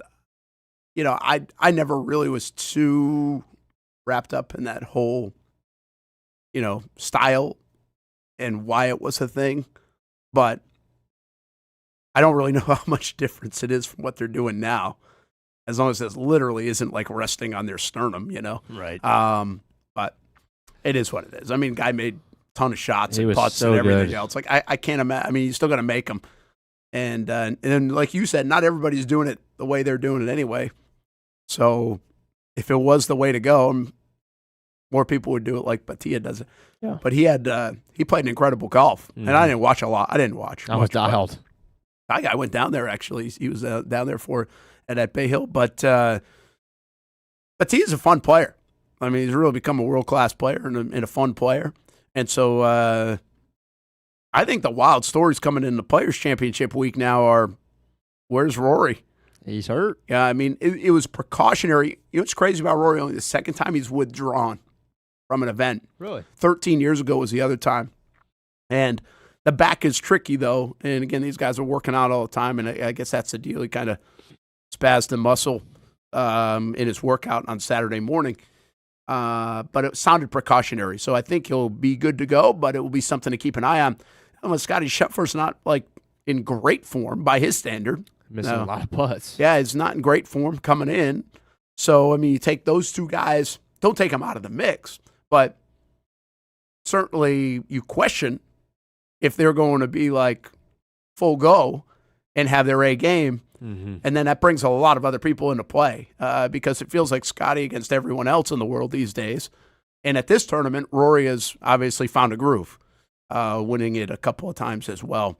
I love that this newfound golf fandom in you. I mean, what's this like to like learn and watch a sport in real time? I don't know. I mean, I'm trying to figure it out. I mean, it's not like I'd never watched before, but I'm making a big time effort to lock in on these. And you know, I told myself that I was going to watch as much as I could yesterday without my phone. I was just going to sit there and watch it, undistracted. And I had a good time. Even though, by my standards, there weren't really any stars. I mean, I like I said a couple minutes ago, I know Batia because he had a good finish at the Players last year, and I know Berger from freaking 10 years ago when he went on that little run as soon as he got on the tour. But other than that, I mean, it's not like there was. I was rooting for Henley. I was rooting for my guys, Sepp Straka, and that's how I'll come into it. This week for the Players, I'm big for Russ Henley, Sepp Straka, maybe a little Harris English action as well. Get the Georgia guys in there. So yeah, and I was listening to Kiz on the call, former dog as well. Kevin Kisler, yes sir. So you're excited about the Players Championship, I guess. Yeah, I'm pretty pumped up about it. Listen, it's an unbelievable week. I was saying this all the time. We won't talk golf like nonstop for 3 hours a day. Austin doesn't let us do that, but we wouldn't anyway. It's just a great backdrop, and some of the golf topics I think are really big, and I think things are changing in the sport of golf. So it's not the way we used to watch it, used to see it from the LIV PGA Tour thing that kind of has settled into like almost a nothing topic. Yeah. But now Brooks Koepka coming back brings new eyeballs on that topic to some degree, but also new regime at the PGA Tour. Like that's really the big story. The big story is the new regime at the PGA Tour operating this thing like a business and like a real business. And in doing so, very boldly staking the claim that the Players Championship should be considered a major again, getting that conversation stoked up a little bit. Mm-hmm. And I think what's pretty significant this year, this used to be a huge field in the Players Championship, and now I think there are going to be 123 golfers in the field. Usually it's up around, I think, from like 144 to 152. I don't remember the high water mark, but one of the reasons is strictly because of daylight. They usually can't finish the first and second round in the scope of the day. So there's normally how many golfers at the Players? I want to say I I should know the number. But check out last year, whatever the players was. But usually 144, 148. I think you can get up to like 152 or even 55. And there's less this year? There's a less, yes. Okay, explain to me why that is. Well, in part because the tour has changed in terms of signifying important events, how you get in, the magnitude of who can play in the marquee events. That's part of the way they've kind of restructured the PGA Tour. But, I mean, very subtle thing from an operational standpoint is they never could finish the first and second round in March. Once they moved to March, they couldn't finish it because even though we just had daylight saving, the days aren't long enough. The days aren't long enough yet. Right. So when it was in May, it was fine. But when it's in March, it's not. And so they've shrunk the field down by some 20 to 30 golfers, depending on – it could vary every year. Mm-hmm. And it even started, I think, with 120 this year, but they're going to get up to 123, I think it is, how people are allowed in. And that's where they're going. So even that has changed, is my point. Now, will we I don't know if we'll feel that as like a golf fan or watching the Players' Championship. Mm-hmm. I just know now we won't have to, when we do the show on Thursday night, say, hey, the first round didn't get darkness. First round was suspended due to darkness. You know, they'll finish in the morning, which has got to be a pain in the ass, by the way, for the golfers to get up in the morning and do that and then go play their next round, and a pain in the butt for everybody logistically. So, all right, so explain the logistics to me. Everybody's flying in today and they don't do anything today and then they practice tomorrow? Or do they? Some guys will practice today. Well, that and then changed. Justin Thomas was there over the weekend. Yeah, Justin Thomas didn't make the cut at Bay Hill. So he just came up and just. So he got here early. You know, if you didn't play, he got here early. And does he have to pay for that round since it's not? No, that's their course. The players, DPC Sawgrass, they have membership to that course. Okay. So first of all, they don't have to pay. Secondly, they could afford it. Well, of course. Thirdly, if you didn't play at Bay Hill or you missed the cut, you usually end up here early. You might have a beach day, but you also probably have some practice days. And Justin Thomas was doing that. Okay. He actually talks today. There are a few people that will talk today in the interview room, and then they'll spread that over today, tomorrow, and Wednesday. The guys that played yesterday, a guy like Batia, he will come up last night, most likely, after, or maybe this morning, based on what responsibilities he had winning the tournament. I doubt he plays today, but he'll play 9 holes or 18 tomorrow. Some guys will play 18 on a day. Some will play 9. Some play the front 9 Tuesday, back 9 Wednesday. Just depends on how many times you've played here, usually. All right. Like Phil Mickelson, for example, used to on Monday. It was on Monday. Well, one of the days, I can't remember which day, he would go to a local course. He'd go play Pablo Creek. He'd go to Timuquana. He'd go to Glen Kernan. Like, there are guys that might do that. Just go play some local golf in the area with buddies. I mean, people might be buddies with Cam Smith. I don't know if Cam Smith is somewhere across the planet because he's playing live golf. Yeah. But he also had a lot to do with the Glen Kernan new golf course redesign. Mm-hmm. And he might be playing with, one of the golfers might be playing with Cam Smith at Glen Kernan tomorrow. Like, who knows? So it's really, everybody's plan is different in that respect. All right. So do they, at some point today, put out like, hey, here's our 100 and X golfers? They put out. Oh, yeah. The tour. Well, I think they put out their groupings. Well, then that's the field. The field's set. Okay. But they don't say, hey, we got 130 this year. No, I mean, I don't think they announced it. Yeah, I don't know if they're actually making that a big talking point because, again, I don't know if people really care how many guys are playing. Right. But it's just, I think it's significantly different. Used to be a bigger field, and it's not. So, but I don't think that will be a huge talking point. Okay. I just think it's you ask for something that's different this year than last year. In years past, that's definitely pretty different. And the idea of that is to get, listen, when you play, I mean, the Masters only has 90-something golfers in it, which in many respects makes it an easier tournament to win. How hard is it to win the Masters? Very hard. It's actually an easier tournament to win than the other majors if you really look at it in terms of the field, because you have 90-something golfers, and some of those are like Vijay Singh playing in it because he won the Masters. And so, I mean, you might have 83-year-old whoever who won the Masters. So you can eliminate like 25 of the golfers Right. from the Masters, and it only started with 90-something. So now you only have to beat 60 guys. Well, Players' Championship always was the toughest field in golf. That's what it's been viewed as, and I think they're still going to tout that. But it's now instead of 140-something golfers, you've got to beat 120-something golfers. But the idea of that is to get all the events to be quality events, as quality as possible, instead of just somebody that got in because they won an event a year and a half ago, but they're not playing good golf right now. So we'll see if that works in the favor. There are a lot of nuanced stuff in golf, and I'll be honest with you, I'm a golf fan, but I don't pay attention to a lot of the nuanced stuff in golf from a week-to-week basis. We just don't cover it that way, and I really don't watch it that way, at least in this current phase of my life. But I also think most people wouldn't care about a lot of that stuff. I just got an email from the PGA Tour. There are 14 players making their first appearances this week who have never played before. Well, so then on Wednesday, you'll see this. They'll do a first-timers press conference at 8 in the morning. I'll be out there for that before we do our show, and that's always cool. I mean, you get the guys that just their stories and why they're playing on it the first time. It used to be a very hard golf tournament to even contend if you've never played before.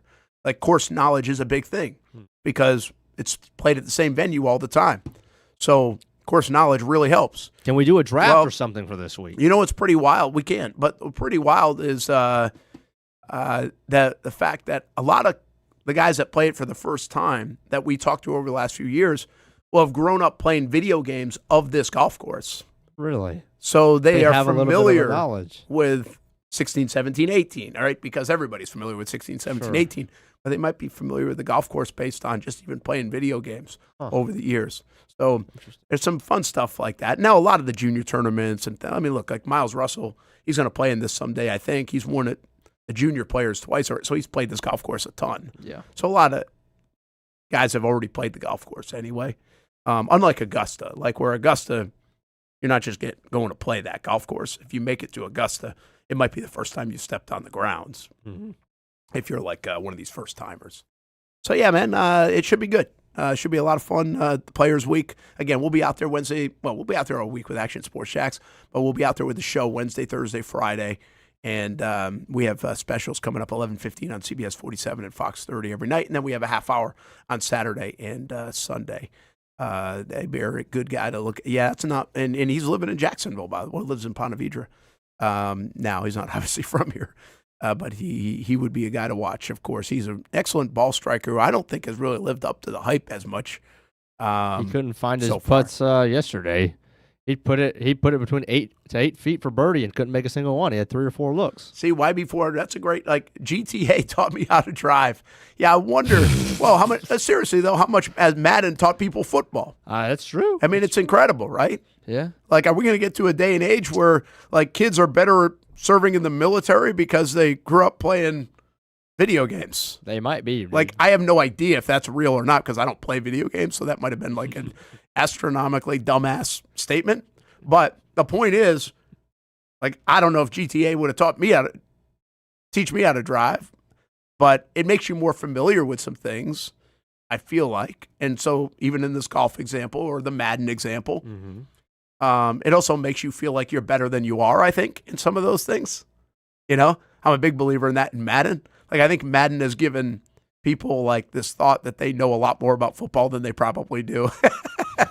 You know what I mean? Hey, Buster Brown and Quentin Morris signed to the Jags. They're going to talk to the media in just a little bit, so could get some reaction in maybe even before the end of the show or see why. Certainly seems like Buster Brown took a little bit of a discount to stay in Jacksonville. Says a lot about the Jags, says a lot about Jacksonville, says a lot about Campanile, says a lot about this regime willing to do that. So that's pretty good. Let's stay on time here. Take a break. Brent Austin Show, Action Sports Jacks, 24/7 Network. Stuart Weber's going to jump in the show. I got to go hit a meeting with the Jags, actually. And Hamby's got you covered, too. Keep an eye. Really, in 20 minutes, it starts to get really fun. I'm kind of bummed. I got to jump out here for a little bit. But yeah, we should get some notifications flying. Yeah, I think it's going to get fun around the league. Now, will it get fun in Jacksonville? I'm not sure. But it'll get fun around the league. So That's coming up in just a couple minutes, and we'll be here for it right here on the Brent and Austen Show. Action Sports Jax 24/7 Network. Don't forget Talent Talk at 2 o'clock as well. All things Ospreys. Bobby Kennen, the new full-time, I don't even know if that's the way to say it, head coach of the University of North Florida, will be on the show, and we'll have some other guests as well.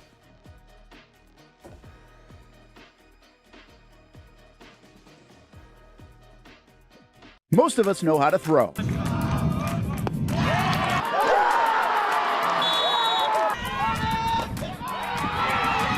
But you need to know what to throw. I'm not talking about footballs, baseballs, softballs. We're talking about those items you need to recycle. Republic Services explains it easy. Recycling simplified. 1. Know what to throw. When in doubt, throw it out. 2. Empty, clean, and dry those materials. It takes an extra minute, but it makes a big difference. And 3. Don't bag it. This makes the recycling process faster and more efficient. This is a look at the Republic Services North Florida Recycling Center. You can make this process even more efficient.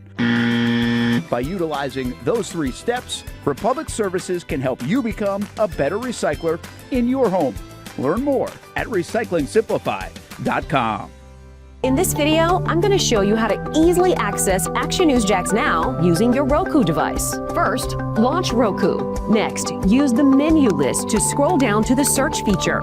Then, use the remote to enter Action News Jax into the search bar, and then click Action News Jax thumbnail. Once you see this screen, go ahead and select Add App. Wait a few seconds for it to install. Once it finishes installing, press the star button on your remote and click on Move App or Move App to the top. Finally, select the app back on your home screen to open it. Now you can watch all the great content on Action News Jax now.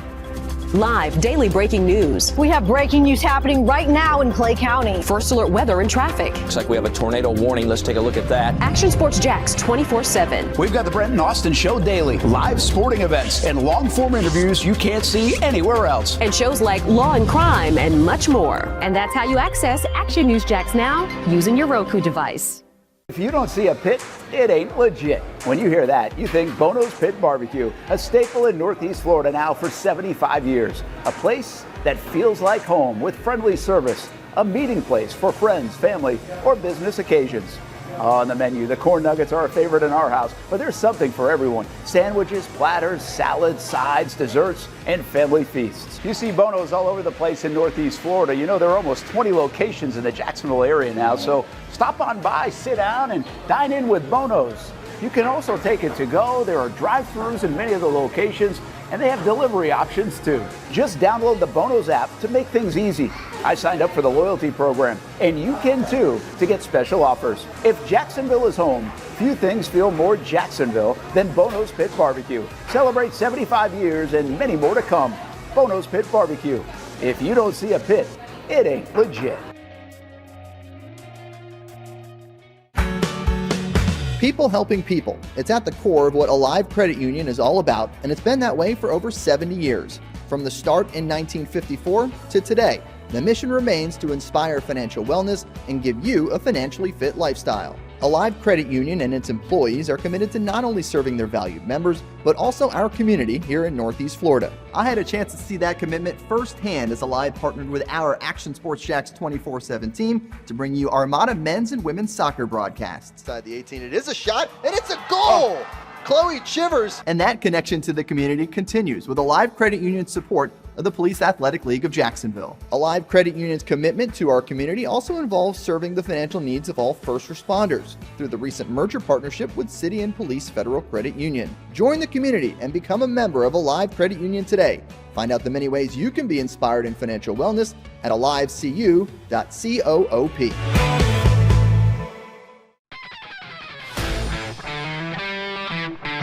Hey guys, we got a new player today.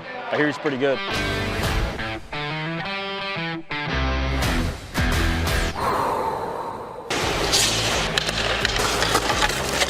Heard this guy played in the NFL.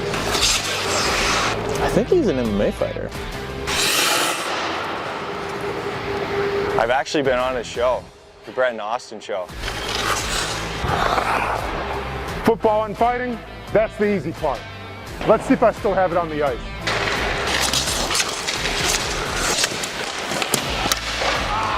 What the heck, man? Who is this guy?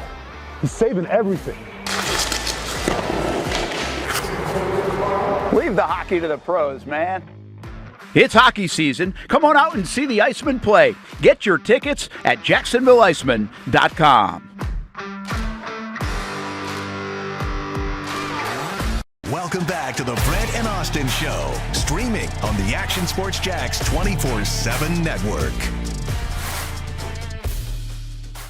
Welcome back, Brent and Austen Show on a Monday as notifications are about to roll. Here comes this one down the track. We couldn't even get the start of free agency without this guy already taking the headlines. I mean, already, man. We couldn't go 1 hour in the free agency period without getting this guy. Rappaport reporting that he's going to come back to the Kansas City Chiefs. And Travis Kelce, that is, if you're away from your screen. One more year, a 14th season for number 87. So he can't go away yet. You can't get rid of him just yet. Let's look at the stats from last year. 76 catches, 850 yards. You know, a lot of... Am I going to hate on Travis Kelce a little bit here and there? Yes, I am. Okay, at the end of the day, we're going to compare him to his prime seasons where he was not only the best tight end in the league, but one of the best receivers, period. You could just take off the tight end label. He was one of the best pass catchers in the NFL. Deserved every bit of all the money he was making. Was probably underpaid for some of those years. But nonetheless, you're going to continue to compare him to that. You know, the 13, 14, 1,500-yard seasons.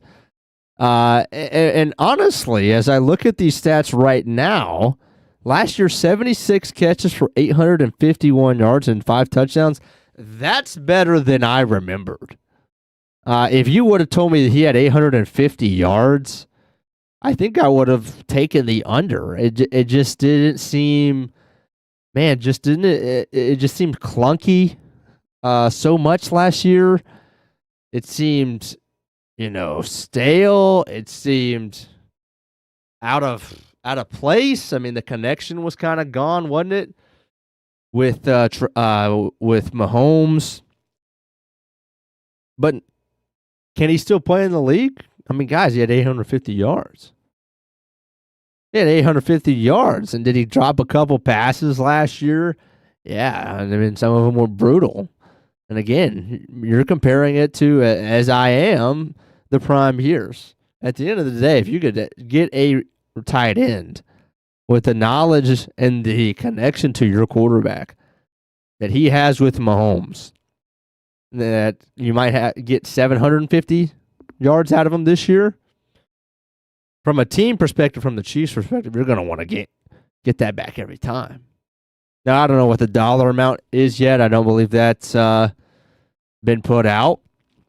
And I can't believe it's for a ton of money. But he is back. He's expected to return. That's what all these reports are saying. Couldn't fully what's the word I'm looking for here? He couldn't embrace the media life yet.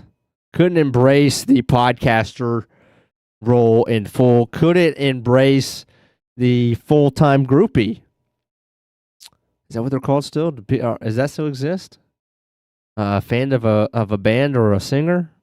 Follow them around, a groupie? Do we have those anymore? Wish we had Austen for this discussion. He'd be the one to ask. But Travis Kelce did not want to embrace the groupie lifestyle just yet. So he's hanging on for one more year. Maybe it's just a scenario. And Ripley says he's about to be a stay-at-home daddy. Oh boy, good luck. Anyways, That one threw me off track. Maybe it's a situation in Kansas City where it's like, look, we just got rid of Trent McDuffie. We are not quite ready to make this a full change of the guard. Mahomes is obviously going to stay. But other than that, I mean, a lot of the team's going to look different. The face of the team is not Andy Reid, it's Mahomes. But other than that, it's really Kelsey. And so getting rid of McDuffie as far as a brand or as far to your fans, probably not that big of a deal. It is a big deal, but not as far as, changing of the guard, flipping the page. If you would have let Kelsey go or just not brought him back, if he retires, the 2026 Kansas City Chiefs are going to feel like a completely new team. So maybe it's just the fact that, they're not ready to quite let him go. Not quite ready to flip the page on this era that saw them as the best team in the National Football League, in a mini dynasty of sorts. Wow, there we go. Breaking news. And from the Jacksonville Jaguars, they have re-signed Dennis Gardeck. Love it. Love it. Let's go. Love this one. Love this guy.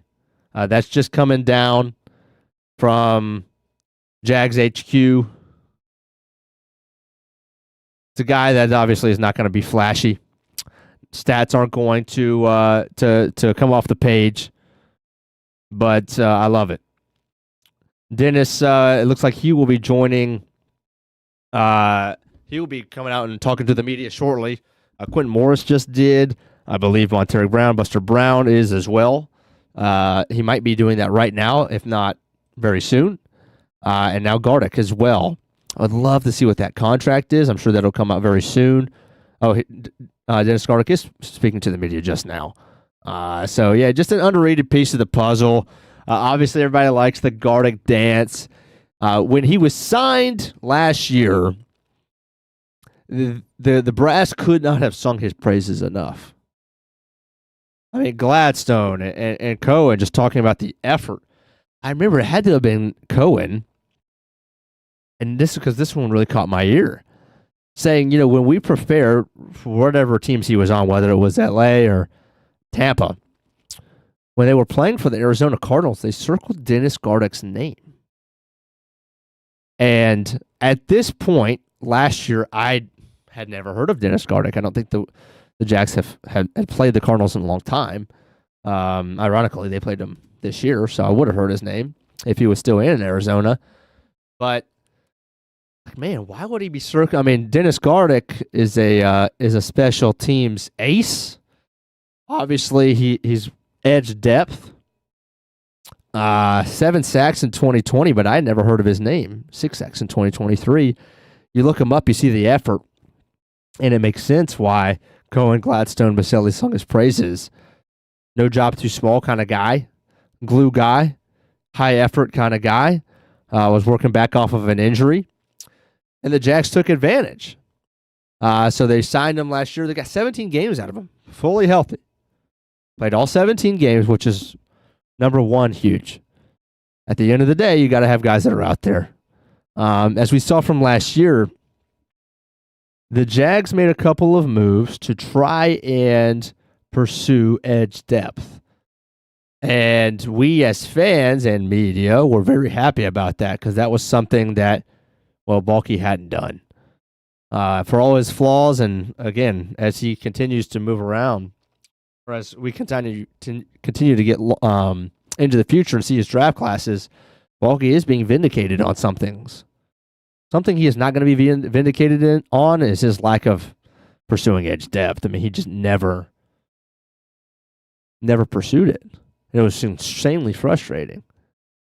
Well, I mean, Gladstone made an avid effort to go get that.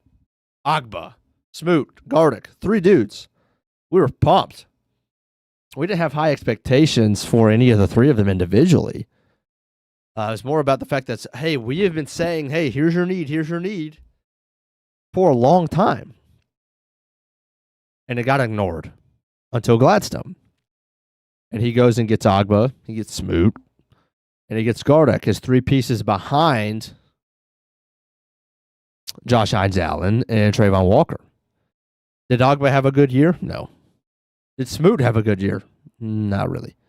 Did Gardeck have a good year numbers-wise? 2.5 sacks. But I think he had a good year, and I think everybody in that building would tell you he had a good year. And obviously that's why he's back. And as he continues to get healthy, I bet he'll have a better year. I mean, coming off of a major knee injury, just the fact that he played all 17 games alone, guys, I think is big. And I think that there's a chance that maybe coming out of the gates, he probably didn't feel that great. It takes time. So coming off of a full season and a full offseason, but you're not just rehabbing, got to believe that Dennis Gardeck is going to have an even better year in 2026. Glenn says Gardeck, Alec Anzalone 2.0. Yeah, I mean, I'm all for it. All for it. Total 48 tackles for Gardeck in 2025. Obviously, his first year in Jacksonville. He's going to go into his 9th season, 31 years old, going to be 32 once the regular season starts. In 2026, Kilkenny in the chat says Austin didn't like the Gardeck celebration because his son was doing it. I'm a big fan of the Gardeck celly. Okay, I hope we get 4, 5, 6 of them things in 2026, and I believe we will. So yeah, Gardeck's talking to the media right now. I would assume these are the only kind of notifications that we're going to get from the Jaguars on a day like today. Buster Brown earlier this morning around 8:30, I believe. Gardeck now. Quentin Morris, obviously, last week, but he's talking to the media now. Are the Jags done today? I don't know. And I don't think anybody does. But then you go back to the Buster Brown signing. You know, at this point, Brent had me convinced that they weren't going to bring him back. You know, I thought they were, because I just thought that it was the type of deal that it seemed like Gladstone would be eager to do. You look at Jacoby Myers, and you look at Cole Van Lannon, Quentin Morris. It's like, all right, well, I mean, draftees, they played well. Or Cole Van Lannon wasn't. Jacoby Myers, but it's just like you played well, you get rewarded. I thought Buster's deal would have been done earlier. Just off of, a guess, of course. And Brent had me convinced, like I said, that now that we got till March 7th, 6th, 7th, last week, the later stages of last week, Thursday, Friday, that, man, yeah, wouldn't they have already done this deal? What's taking so long? And maybe that was just Buster's side, kind of wanting to tiptoe, at least, towards the open market, or at least have a little bit of a threat to, hey, we might go hit it. You can't really threaten that if you're willing to sign a new deal weeks ago. But, when you're knocking on the door this morning, probably hit a boiling point, and the Jags really didn't want him to be able to hear from everybody else. So they go ahead and ink the deal, 3 years, $33 million. Again, I think we would have guessed 8, 9, 10 million.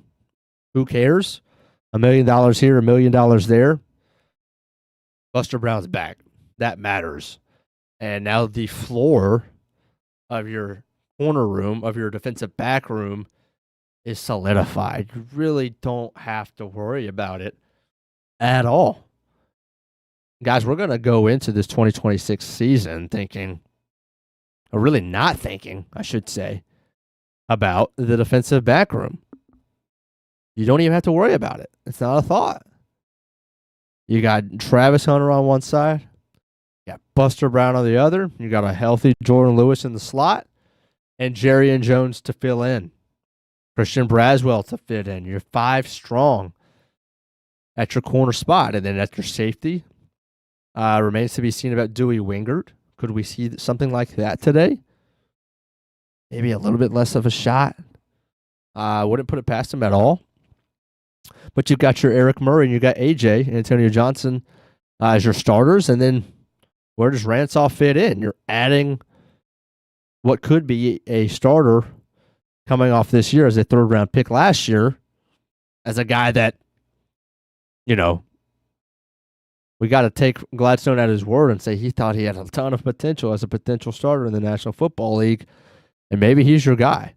With Antonio Johnson kind of coming down, as Anthony Campanile said to us last week, and again, you can watch that full interview standalone on our YouTube page, Action Sports Jacks, that Antonio Johnson is so versatile. So with that versatility, does Ransall, Murray, Antonio Johnson find their way onto the field at the same time? I would say there's a high likelihood of that in 2026. We're going to take another timeout. When we come back, Action Sports Jack Stuart Weber stops by. We talk all the new notifications that were coming down the pipeline in the NFL. Again, Jaguars re-signed Dennis Gardeck to fulfill some more edge depth. I would look for them to still be aggressive in the draft. McLeod, I would love to hear what the update is on him. 5th, 6th rounder, I believe, last year from Auburn. More edge depth there. Is he going to be a guy that they're really still working on after last year's season-long injury? Remains to be seen. Action Sports Jack's studio looking good as ever. We'll be right back.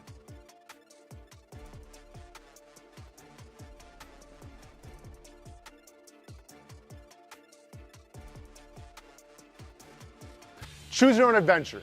It's not just a saying, but a way of life here at Cycles of Jacksonville.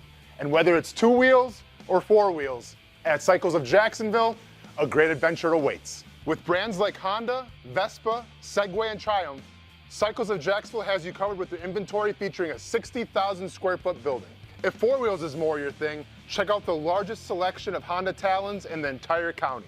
No matter what you're looking for, Cycles of Jacksonville is going to have the selection you need, all with great financing and rebates. Plus, if you're active duty military, Cycles of Jacksonville will offer you 0% financing along with great discounts for military and first responders. And when you want to get off the road and set sail, Cycles of Jacksonville has you covered with everything you need to get on the water. So if you're ready for a great adventure, let Cycles of Jacksonville be your guide. Located off Atlantic Boulevard, or check out their website at cyclesofjacksonville.com.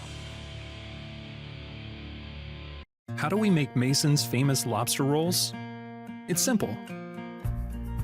We get up before dawn, head into the open waters of Maine, haul in our traps by hand, and send only the best straight to our restaurants, where we add warm butter or chilled mayo with a squeeze of lemon, and pile it on a toasted split-top roll, just like it's been done for nearly a century. That's the recipe for Mason's famous lobster rolls.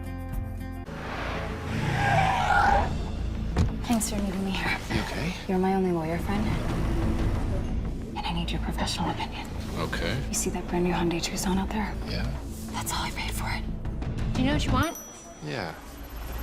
I think I do. Enjoy your new car. Thanks. Bye-bye. Deal so right, it almost feels wrong. The Hyundai Getaway Sales Event. Lease a Hyundai Tucson for $259 a month, or get 2.99% APR, or get $1,750 bonus cash. Hurry in.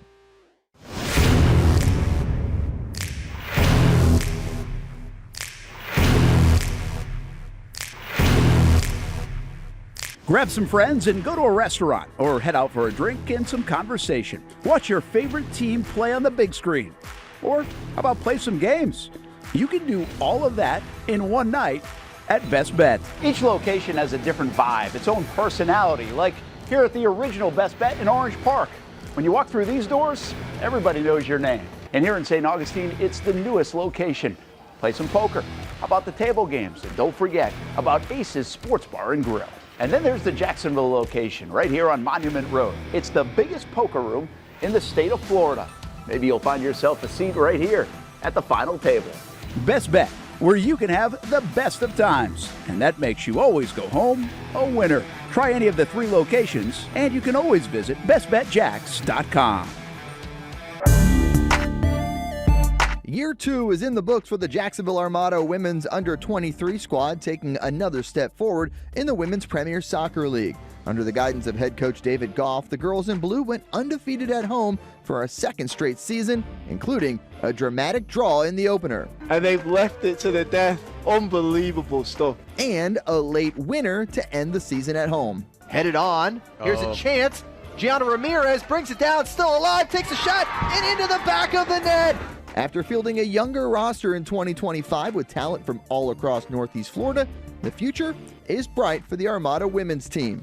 We highlight the ladies and all things Jacksonville Armada each week on Fleet and Footy on the Action Sports Jacks 24/7 network. I'll put one in the back of the net for you. Join us for player profiles, fun interviews, and the very latest on the Fleet and all things footy. That's every Thursday at 2 p.m. Baker's Sports. It's a hometown business filled with hometown people trying to make you feel right at home. Chris Conley, Jacksonville University. Walker Wright, class of 2018, West Nassau High School. Michael Young, Fletcher High School. Baker's Sports started in a grassroots way and now outfits much of the Southeast. Samuel Coffrin, Paxton School for Advanced Studies. High school sports, travel sports, youth sports of all kinds. They are a one-stop shop carrying Nike, Adidas, Under Armour brands, and more. Vincent Caldes, Oak Leaf High School. Tony Mazzio, Stanwood High School, class of 2002. Whether it's sports teams on the field or it's your team in the workplace, like our Action Sports Jacks team, and community events like the Dream 18 Golf Tournament, and many others. Cole Tilley, Hilliard High School. Reagan Webb, Eagles View Academy. Look good, feel good, play good with Baker Sports. Custom sports apparel since 1997. Shop with the hometown team at bakersport.com. Welcome back to the Brent and Austen Show, streaming on the Action Sports Jacks 24/7 network. Well, first domino, big domino, has fallen as soon, pretty much, as we hit the noon hour.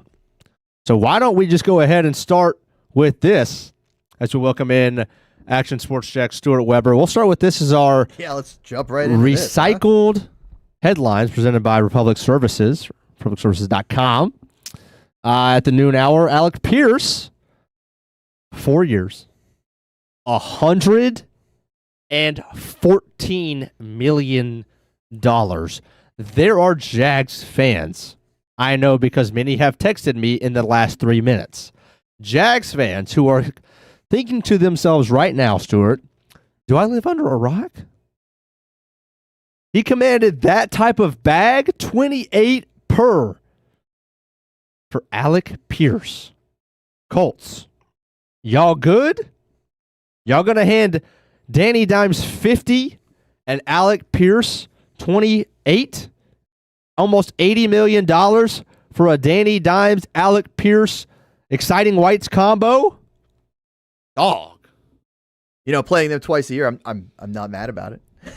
Right? So Pierce this past year did go over 1,000 yards receiving, 1,003. Good player. Good player. 1,003 yards in 15 games. Didn't play the full season. 6 touchdowns. That's a lot of money. Now, as I said, as I came and sat down, it ain't my money. And you know, the way the NFL world works, you just kind of have to reset your expectations each and every year as far as what these free agent contracts are going to be, because they are bananas. You know, they are always a little wild when you're looking at it like that. But at the same time, the cap keeps going up. We've learned that salary cap is a myth. You know, you just restructure every contract, and hey, you're magically back on the correct side of the cap. Jags just did it. They were like, oh, they're in cap hell. Oh, they got some room. Wait, what? What just happened? Wait a minute. Yeah. So, you know, hey, in Indy, they're happy about it, right? Because they're keeping their guy. Kind of the same way here in Jacksonville, Jags fans like that, you know, you keep a guy like Buster Brown. Now, there's a difference in Buster Brown staying and taking maybe a little bit less in order to stay in the system that fits him and the system he likes with the coaching staff he likes, right, versus getting the bag from your team. And Glenn, you are 1,000% correct, because they play 17 games now. If you're talking about, like you had said, the Travis Kelce 850 yards. And I was like, oh, that's not terrible. Then I think about it, I'm like, it's about 50 yards a game. Yeah. 50 yards a game. Now, if you're a secondary tight end, maybe, or if you're not the main pass catcher on a team as a tight end, that's fine. But to be a top receiver and to have 1,000 yards, again, he did it in 14 starts, 15 games. So, take that for what it's worth. Yeah. 1,000. Yeah. It is funny though. 1,000 still sticks with you. You think, oh, good season. It's a milestone. Round number. You love that aspect of it, but it isn't the same as it once was. Yeah. I think here's another report on Pierce, maybe even just as surprising as the fact that he just got $116 million. It says teams that were interested in Pierce, including the Patriots, Raiders, Chargers, and 49ers. Pierce turned down more money elsewhere to stay in Indy. God, he could have got more money. Oh my gosh, guys! At what point is more money? Yeah, how much more money do you need? I mean, I so understand that there's literally nobody out there as a receiver this year in free agency. I mean, Pierce is the best one, and I'm not trying to trash Pierce, but in 9 out of 10 years, he's the 5th, 6th best guy. He's a good player. Again, 1,000 yards, and I mean, everybody knows he torches the Jaguars. I mean, he doesn't need much. He just needs Joe Flacco to throw him a couple of deep balls in the fourth quarter, and it's going to be bad news. So, I mean, I would have loved to see him in San Fran. Never have to worry about him catching the deep ball over our heads again. But or LA, for that matter, even with the Chargers. But this is, the Patriots, I understand, y'all have unlimited money and 0 receivers. The Chargers, you're going to have to pay Ladd in a year or two, and you've got some receivers to work with. What is Pierce going to do for you? The 49ers, I guess, I don't know what the situation is with, gosh, it's sad. I can't even remember his name. Dude, he's getting $30 million to drive around. Holy cow. What's the 49ers? Dude. Worst contract in history. Like literally 4-foot-fitting money. You lost me. I was going on Twitter trying to find any more new news. Brandon Ayuk. Okay, there you go. So we don't know what the situation is with him. Do they have to still pay him? Because if so, you ain't paying Pierce. I don't know. The interesting thing for me is, we've been through so many of these free agency frenzies here in Jacksonville, right? Yes. Where the Jags were buyers. Had to be buyers. The team was awful the prior year. You had a ton of cash to spend. And so you go out there, you make these big splashes. How many of those really pay off? It's not as big. Yeah. It's not as big a number. Now, the thing that's good for the Colts is that it's their own guy, right? You're more likely to have success with the guy than the unknown factor you're bringing in from elsewhere. So if you're a Colts fan, you're happy about it. You like the fact that you're bringing your guy back. I like the fact that the Jaguars have guys coming back that aren't commanding that kind of money. Yeah. We were talking about it on Action Sports Jacks Primetime over the weekend. Yes, a lot of attention gets paid towards the ETNs and the Lloyds, and those are the two big names, right? Those are the two that are going to command the most money in the free agency. Mm-hmm. But it's the other guys, the glue guys, that really were the ones that interested me. And seeing the Gardeck signing was huge, right? If you talk about having 3 starting linebackers and having to get 2 brand new starters next year, I'd much rather only have to get 1 brand new starter. Certainly, you would like to not have as much turnover in one position group. And so I feel like Gardeck, one of those system guys, one of those guys who enjoys it. Yeah, you're not kidding, Glenn. There has been plenty of lessons learned over the years, for sure, over the free agency market. But the Jags aren't needing to go out there and splash the cash. Now, might they?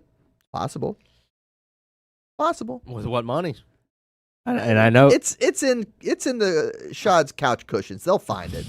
They'll find it, man. You just restructure those deals. You make it. I don't know how many more are available to restructure, because I know they did McCarry, they did Jordan Lewis over the weekend, they did one more dude that we talked about last week. I mean, yeah, Jordan Lewis. Yeah, they did have the different ones they restructured, but they'll figure it out.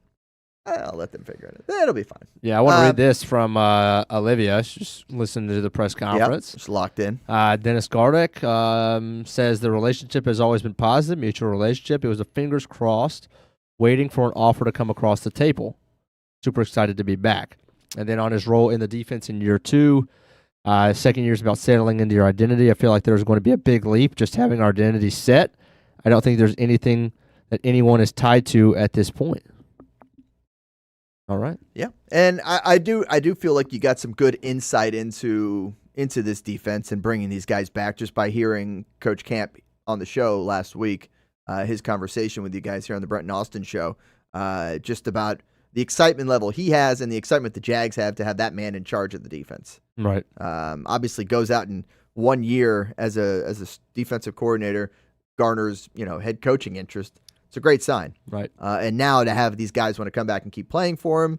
And, hey, maybe it's a little bit of a fit deal, right? You talk about Buster Brown. Is he going to fit in every single defensive scheme? Mm-hmm. Probably not. Probably not. Probably not. If you can go and still make a nice chunk of change with a system that is going to work, with a culture that you've been enjoying here in Jacksonville, sign him up. Right. That they did.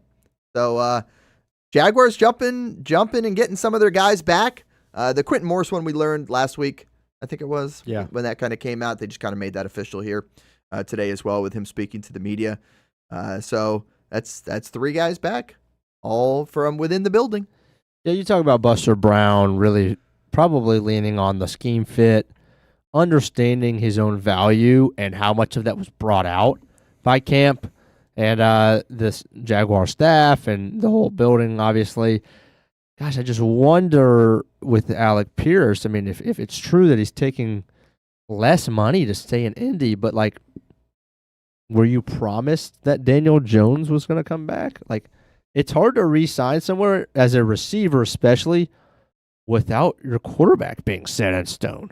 I don't know. A lot of those guys have the mindset that, they're going to be good whoever you got throwing in the ball. I mean, a lot of them had that alpha mindset to where it's I'm going to be the guy whoever's throwing me the ball. Now, is it true? Mm-hmm. Absolutely not. They live in a fantasy land in their heads.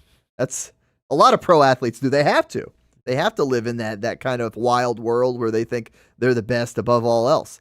But yeah, I certainly get what you're saying. And to relate that back to Monteric, just knowing the opportunity that's here in Jacksonville, knowing what that room looks like and where his abilities stack up with the guys in that room and his ability to go out there and make some plays as a starter, that I think plays a big role in it too, compared to going somewhere else. And then who knows, they might draft a first round pick in a month.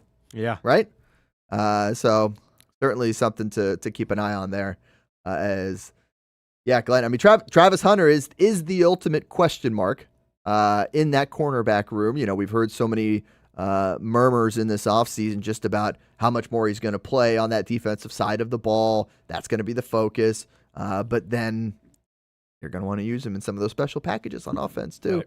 Right. I'm just excited for Hunter to get back on the field. That's going to be cool to see him. And we always talk about that second year, right? That's when you take that leap because you're not just flat exhausted from the college to NFL transition, which is very real, by the way. A lot of people maybe gloss over and think, you're just a rookie. You could do something. Why not? Go out there and make an impact. But the amount of work and stress those guys do going straight from that college season into the offseason prep, and then like a week after the draft, they're on site trying to digest an entire playbook, or in Travis's case, 2 playbooks, offense and defense. I definitely am excited to see what that looks like. Caleb Bransall, excited to see what that looks like. Same thing, right? You have that entire year to study. Now, you would have rather been able to study your own plays on the field and what you did, right, than having to watch it all from the sideline. But that'll be cool thing to see and see how that room kind of evolves here over the rest of this year. Yeah, as we continue to talk about Buster Brown re-signing, I think the point we got to is if they don't re-sign Buster, it's not likely that they go out and get another corner to replace him. it would just be left to Jerry and Christian Braswell, and maybe you draft one in the third round, and you'd say, hey, man, you're the day one starter. Let's go. We even had a Griffiths article that you can also find on actionsportsjacks.com last week with 3 corner possibilities. One of those 3 potential free agents, if the Jags were to go that way, was Eric Stokes, or Georgia Bulldog. Started with the Packers, then the Raiders. Can't go an hour in the show without saying Georgia Bulldogs. Can't. Why would you? Rappaport we're just not in Georgia, but go on. Well, we're close enough. Carry on. Georgia South. Rappaport just put out in the last minute, Eric Stokes and the Raiders agreed to terms, 3 years, $30 million. So pretty much the exact same contract, year deal Buster. that Buster just signed. I'll take, as much as I like Stokes, I'll take Buster Brown in this system over trying to get a new guy in here. So I feel like those two guys are pretty comparable. Stokes obviously didn't have the start of his career that he would have liked, or the Packers would have liked. They spent a first rounder on him, and he didn't last long there at all. For a lot of different reasons. They also had other guys step up. But nonetheless, a 3-year, $30 million deal for Stokes. A normal, young, scheme fit type player. And I think that goes to show that Buster's deal was, if they would have done it at the end of the season, probably could have got it for less. Now they pay maybe just a tad more, but that's the price of doing business. And obviously, if he would have hit the open market, he would have gotten more than Stokes would have got. I mean, he did get $1 more million, and he didn't have to hit. Well, he did technically. He hits the open market, right? We got a question here. If he had a salary cap, would we really be bringing these guys back? I don't feel like we've moved the needle. If we didn't have salary cap issues, he's saying, would we bring these guys who were maybe a little cheaper than the pricey free agents back? That's a good question. That's a fair question to ask. But I harken back to what I just said a moment ago. It's very much fool's gold this time of year. Now, you can definitely hit and get it right from time to time. But I really like the way that Gladstone did it in the first year with a lot of those shorter contracts for some guys to kind of give them that chance to, come out here and show what you can do, right? Did it always work? No. Worked with Gardeck. Did not work with De'Ami Brown. But you know what? It's fine. 1-year deal. Move on. I think as a new regime coming in, that's the smarter way to approach this part of free agency. You maybe don't go for the higher ticket guys, but go for the guys that have something to prove. It is always remarkable how guys seem to elevate their game when they're on that last year or 1-year contract. And look, you're fighting for your life in the not for long NFL. You have to go out there and prove yourself. Get your money. Get your money, absolutely. And while players certainly will want to get those longer deals and secure their future long term, I've always liked it if the team I'm covering or team I'm supporting is able to go out there and get a guy on a 1-year deal and say, prove it. Now, does it look good when you got a $10 million wide receiver as a healthy scratch? No.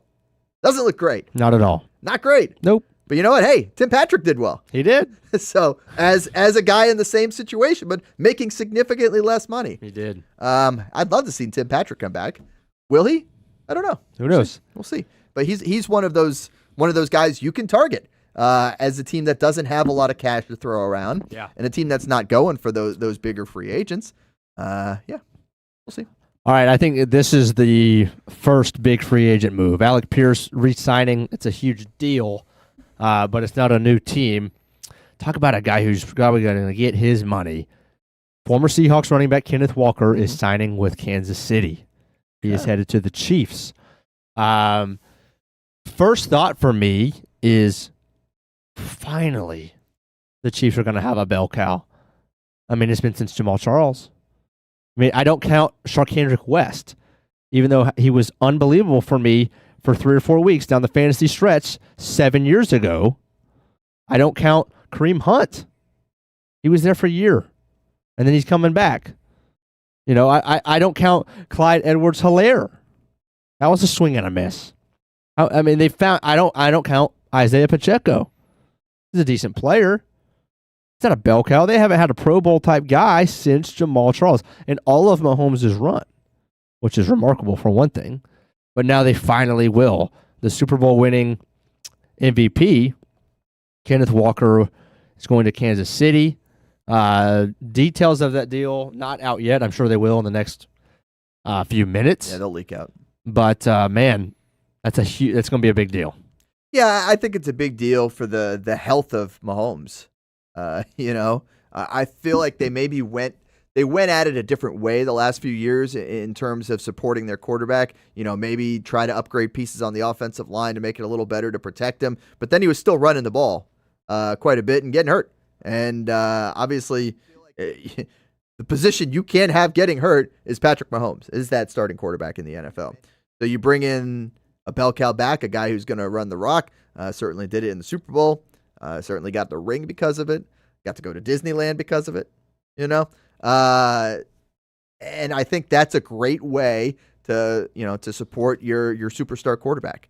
And say, hey, Pat, just chuck it. Throw it a little more, Obviously, you're going to hand it up, but you stay back there. You stay back there a little bit.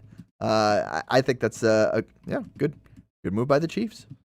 My other big thought there is it's one less potential destination for Travis Etienne. Sure. I think of all a lot of of people places, connected him to Kansas City, right? It's because of his versatility. No doubt. And it's been the most rumored destination for Etienne. I think I've seen them followed by the Saints the most. Probably looking for a replacement for Alvin Kamara. Although that one I always thought was, hey, you've had Kamara for so long. Wouldn't you just reset with somebody earlier in the draft? Especially because you have a high pick. Maybe even in the second round. But nonetheless, that's one less. Here's what I wonder. It's not every time that the best player at a certain position goes first. Is that... Do we have some movement? Is that refresh F5, hit F5? I think that's maybe that's a guess. Glenn says ETN to Pittsburgh. As of right now, we'll say throw a question mark on it when we're throwing in guesses. Yes, chat, please help us out here. Appreciate on that. The day that we're constantly refreshing our feeds. But it's not every time that the top position guy, Kenneth Walker, is the best running back available, that he goes first. So now that kind of sets the market. And if another running back were to go to, let's say the Saints, or let's say the Steelers, is there a chance that Etienne's number goes down? That his asking price for a potential return comes down. Now, I don't think that's going to happen. That would probably have to happen for that. But I think it's now that Kenneth Walker's domino, that changes the whole running back market. So it's got to be something to keep an eye on. Yeah, I get what you're saying. I don't think so. I think somebody will be willing to pay. And I don't know if it's the Jaguars at that position, simply because you go out and you spend a fourth and a seventh last year and get two guys that you feel really good about in that room. So good that you traded Tank Bigsby right at the beginning of the season. You felt like those guys were fits for you enough to trade a guy who, coming into the season, we felt pretty good about in Jacksonville. Right. We felt good about the Tank ETN combination, and we were like, okay, let's see what the rookies can maybe add. Well, really quickly, you found out that it wasn't adding; it was being a very important part of it. Right. To the point that they traded Tank away. So yeah, I'm not sure. Is Trevor sending a text? Be like, come on, keep my buddy. Clemson, go Tiger. It's like, come on. I don't know. I don't know how much of that is certainly part of the process as well. But yeah, I mean, we'll see where Gainwell ends up going. You're talking about running backs who are kind of out there in the world. Rashad White, kind of see where he goes. And yeah, we'll see what happens with ETN. It is curious. This is, we haven't had that many years. We keep saying this because of how bad the team has been for so long. We haven't had that many years where we've been saying, I wonder where our good players are going to end up landing. Yeah, that's a great point. The CFL is what it's been for, a decade. You wonder where our guys are going to go. And that's actually a question mark that we have here now to kind of see where it all goes. Certainly. Something to watch. Certainly. We got to take a timeout. If you missed it, Alec Pierce, huge deal to go back to the Colts. Kenneth Walker, just as we just mentioned. Keep refreshing your pages, folks. That's right. To the Chiefs. Dramont Jones from the Ravens, I believe, signing with the Patriots on a 3-year, $40 million deal. That's a nice edge piece off the board. Cade Otton staying with Tampa Bay. Okay, a couple of Jags fans were interested in him. Cade Otton. And I just love that his name is C. Otton. Yeah. Cotton. Yeah. Fabric of our lives. Another tight end, Travis Kelce. He's returning. Talked about that. Maybe we talk about it again as we wrap up on a Monday. But if I had to guess, we're going to have a couple more notifications to get to when we come back. Wait, we're not talking about NASCAR the last half hour? What? I was deceived.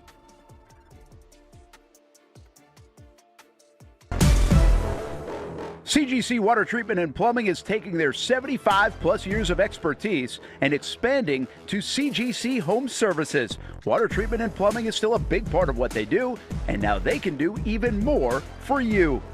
Home services like kitchen and bathroom remodeling, showers, sinks, faucets, toilet repair, backflow testing, and the list keeps going. Find all they can do at cgchomeservices.com or give them a call, 904-298-7052. It's a new look and a new name with the same expertise. They've been serving homes like yours since 1946. CGC Home Services, right here in Jacksonville off St. John's Bluff Road, 904-298-7052. And visit cgchomeservices.com. Florida license number CFC 1432579. We've been telling you about the Action Sports Jax 24/7 network for over a year now. How to find it, what to see. Simply put, it's TV online. Local sports content all day, every day. Just like this. Did you always want to make history? Like, think that big, or just say, hey, I want to play in the NFL? I always say I wanted to play in the NFL. Cuts it back to her left side, takes a shot, and into the back of the net. Oh, what a pass. Oh, my goodness. What a pass. Say he doesn't make a tackle, you still feel like his presence is felt in every single play. I did have a sense that they wanted to be bold, that they wanted to make a splash.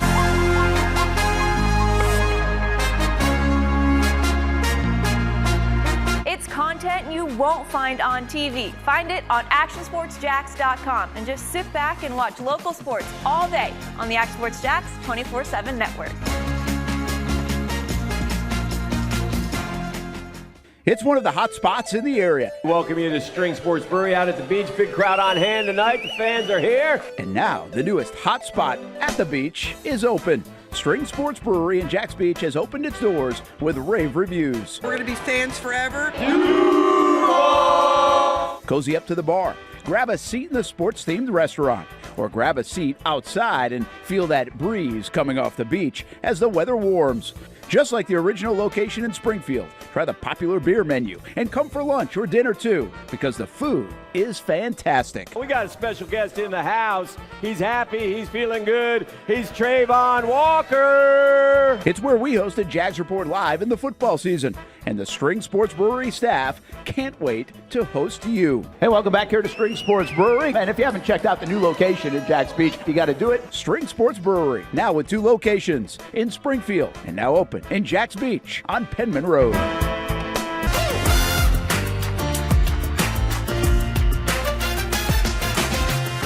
Empower a future, inspire a dream. It's a bold but simple mission for the Jacksonville Police Athletic League known as Jax PAL. Help the next generation of kids in Jacksonville shape a brighter future. Their after-school programs, teenage leadership programs. There's community outreach. This has been just an awesome opportunity to be out here with my colleagues and do something good for the community. It's really been an interesting opportunity to just see everybody work together in a way that we don't normally in the office. And there's sports.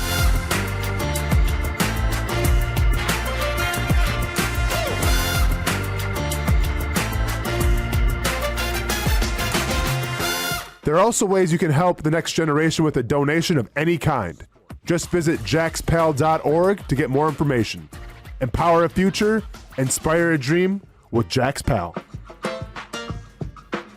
Nimnicht is synonymous with Jacksonville, and now in 2026, Nimnicht is celebrating 85 years of partnerships with you. Longevity equals trust, and you want a car dealership you can trust.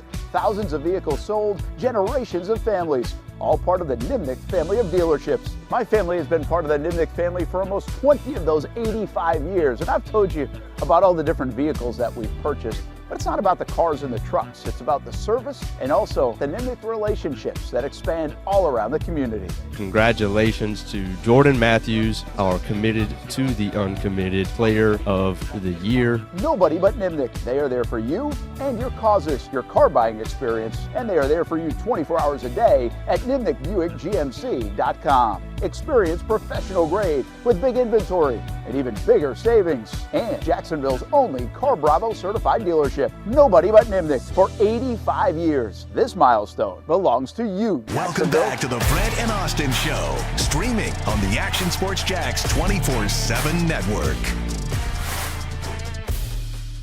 We got to talk about Kenneth Walker's details, but before we do, I had to save this one for Stuart. I saw this over the weekend. As somebody who is very often in this situation, maybe not in the chair, which I have a feeling you all have some thoughts on, but courtside, sideline, camera on, we got to be able to maneuver. Well, in the Big Ten tournament, You're the under the swift kick to the pants. Under the basket cam doesn't have a lot of leeway. That's you're on wheels. You're on wheels certainly. You're not expecting that spinning heel kick to come flying in like that. Okay. Certainly. By the way, watch the floor cleaner guys just right over him. I don't care about you. I got a job to do. Hey, excuse me. Move out of the way, please. Skadoosh! That ain't great. That you know what? More love for the photogs who risk their life and limb each and every day when they're out there trying to provide the highest quality content they possibly can for the people. You gonna be shooting some basketball today? Yeah. We got a big one here tonight downtown. JU. Jacksonville University. Lady Dolphins with a chance to win the A-Sun Conference Tournament. Mm-hmm. They've done it once before. This would be the second time they did it. So certainly, if you're in the area, you want to come support a local team. 5 o'clock tip. 5 o'clock because it's on TV. It's on national TV. Okay, and tell the people where you will be set up shooting the game. Not in that spot. Okay, you got that right. No, I will. I go corner baseline. Great spot. You are less likely to get ref butted. If the further in you are on that baseline towards the basket, bigger chance of a referee butt ruining your shot. Because, they got a job to do. They do. And half the time they're on your side of the basket. That rotating basketball referee system that they use. Learned about that in college. There you go. Took a sports officiating class, so I actually know where they're supposed to be. It's great. Heater. Great class.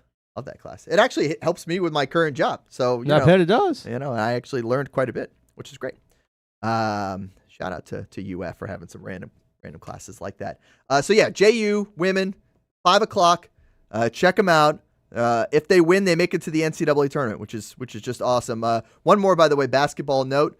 Late last night, Edward Waters, the women's team there, learned that they will be in the NCAA Division II tournament for the first time. They recently completed that transition to the NCAA ranks from NAIA. They actually got upset in the quarterfinals of their conference tournament. They were the 1 seed out of their division. Okay. And they got beat bad in the conference tournament. But based on the resume of the season, they had a fantastic season, long winning streak in conference play. They earned the 8th and final seed in the South region of the NCAA Division II women's basketball tournament. So they will go to Alabama Huntsville for the opening round on Friday. Good luck to the Lady Tigers as they make history and continue their season. And they're in the dance. They're in the D2 dance. So love that for them. And we'll see if JU can get into the D1 dance tonight. Love it. Yep. We got a ton of sports going on with the basketball. We also got high school basketball. I was there Saturday for the Providence State Championship win. Gym was rocking. love having it in Jacksonville here at UNF Arena. Tonight, by the way, Bowls girls at 5, Jackson boys at 7. Our 2 local teams playing today if you want to go check out some high school basketball as well. There you go. Anything happening in the NFL? Anybody get signed? Kenneth Walker's deal with the Chiefs Okay. is 3 years for $45 million, 15 per, 29 fully guaranteed, which is a big number for a fully guaranteed deal. Yeah, especially for a running back. $9 million per year. But outside of the guarantee, the overall $15 million deal could have been more. Yeah. Could have been more. And it's a classic. That market is so tough for running backs, man. It is. So good for him. If that's what the Super Bowl MVP is getting, tough. Just imagine though if and of course you could do this with every single player that gets signed, but imagine if the divisional round. What more do you want Kenneth Walker to do coming off of his rookie contract? Well, he couldn't have really done better. I mean, he wins Super Bowl MVP. Now, he only had 1,027 yards, which isn't as much as it used to be in a 17-game season. But I don't know. And you're only getting 15. And Alec Pierce is getting 29 per. Super Bowl MVP as a running back's getting about 15. At the same time, getting twice as much. I feel like we need Mojo in here to yell. I feel like for years he's had to stand on that soapbox and yell about the value of running backs.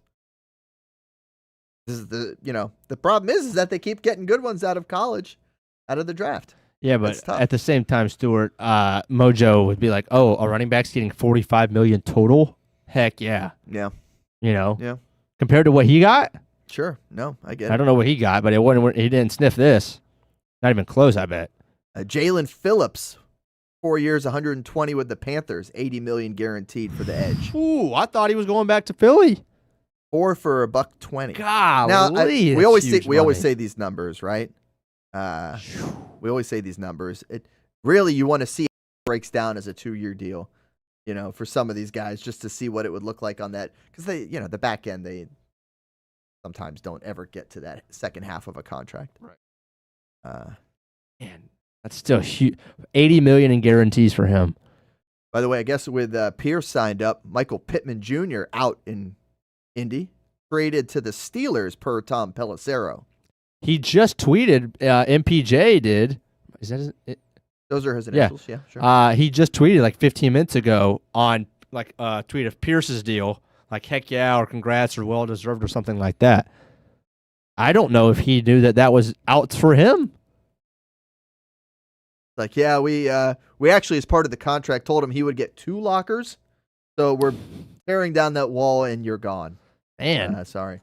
So Pittman goes to the Steelers, and they're keeping DK, I would assume. So they'll have a tandem there. I didn't expect them to really be heavy in the receiver market. I wonder what kind of deal, because Pittman signed a big deal with the Colts not that long ago, right? Yeah, maybe that's how they're able to do that money for Pierce, is by getting that money off the books in a trade to the Steelers. Let's see what the Michael Pitt. Yeah, it was a $70 million for 3. Yeah. Man, 2 years ago. Okay, so hold on. He's got 1 year left. Let's just think real quick in the comparison. Michael Pittman is probably pretty comparable to Alec Pierce. Like, even now, they're not very different players. I wouldn't say, I'd say that Michael Pittman, I thought, was a tick better. I'm sure that the Colts probably think that Pierce is better. Otherwise, they would have not signed Pierce and traded Pittman. But 2 years ago, nonetheless, Pittman's still a rising star, I guess. 3 years, $70 million. So he was coming off an 1,100-yard season. Pittman was? Pittman was when he signed that deal. I mean, which is a better season. Then he goes for 800 and 800, essentially, the next 2.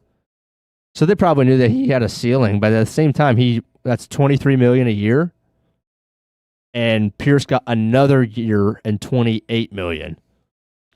Good agenting being done out there. Yeah. Yeah. Hey, good agenting being done. I wonder if Rodgers will, all of a sudden be like, "All right, I want to come back now."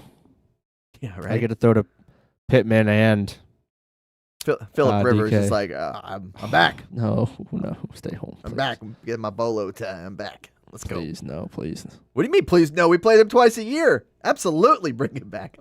For the safety of the human being. Oh, goodness.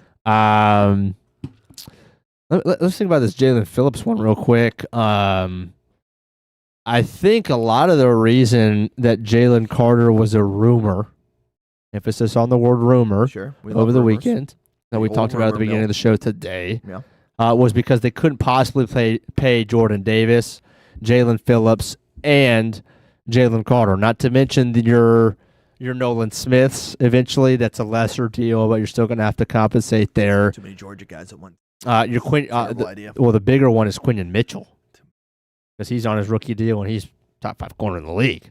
So now that you did sign, or you did not sign Jalen Phillips and he's elsewhere, I would assume they've got money lying around for Jalen Carter. You'd have to trade for him regardless, because he's not due for a deal.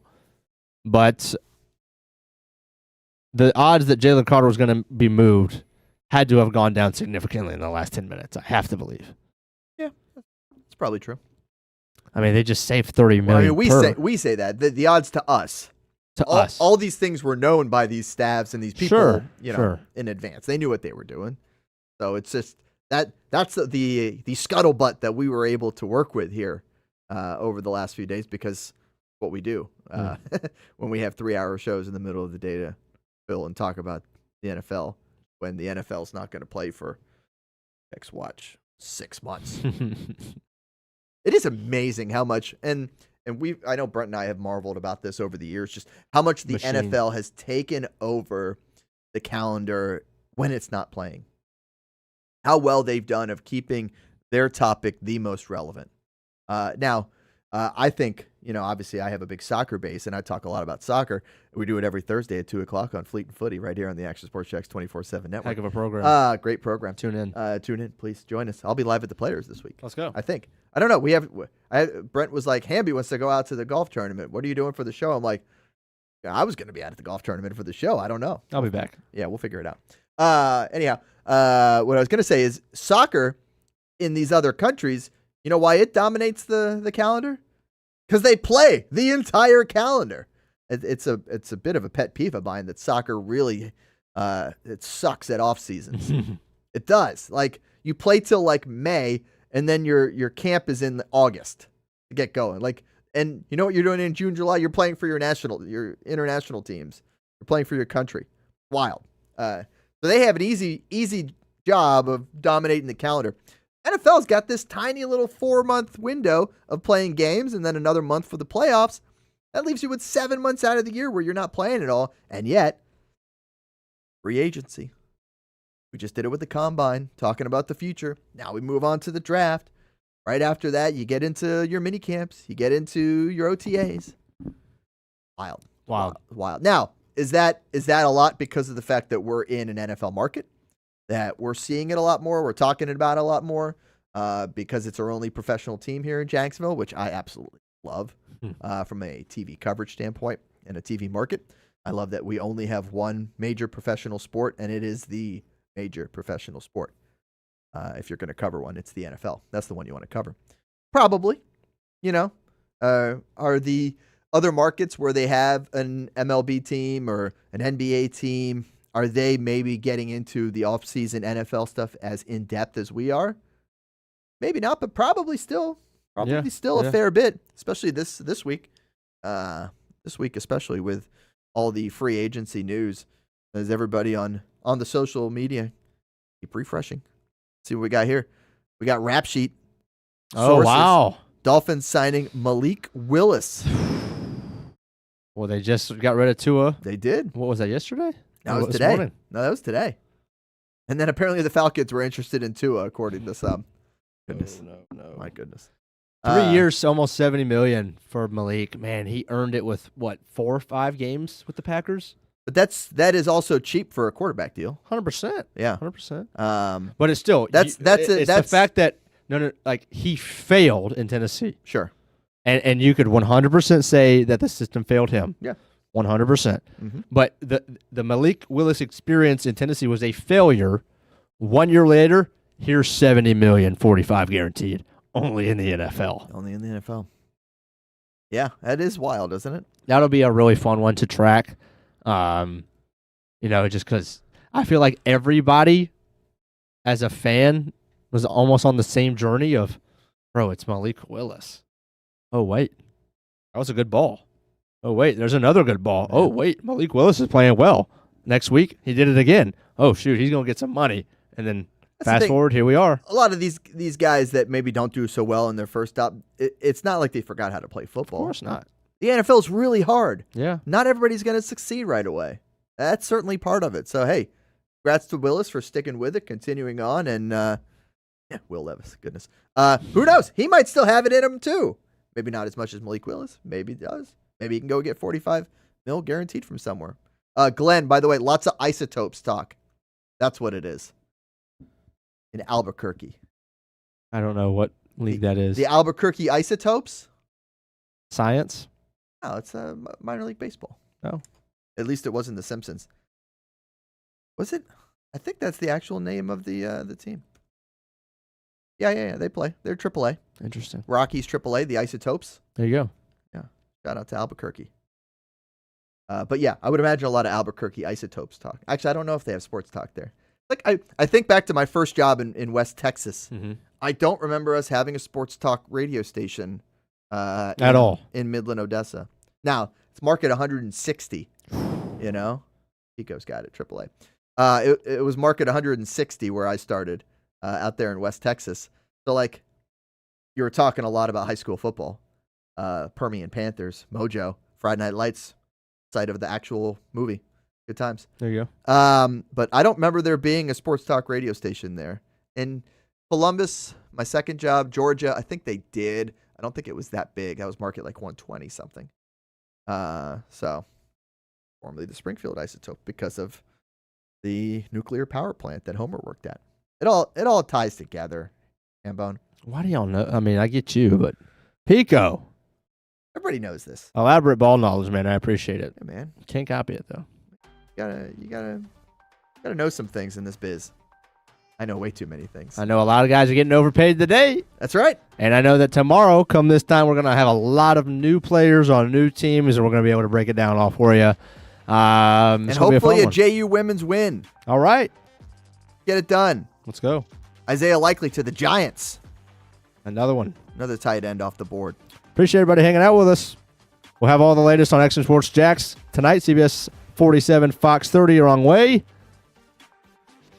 I do that every time. Don't forget Talent Talk coming up at 2 o'clock. We talked to Bobby Kennen. No more interim. Now just the head coach of the UNF men's basketball team. Have a good Monday, everybody.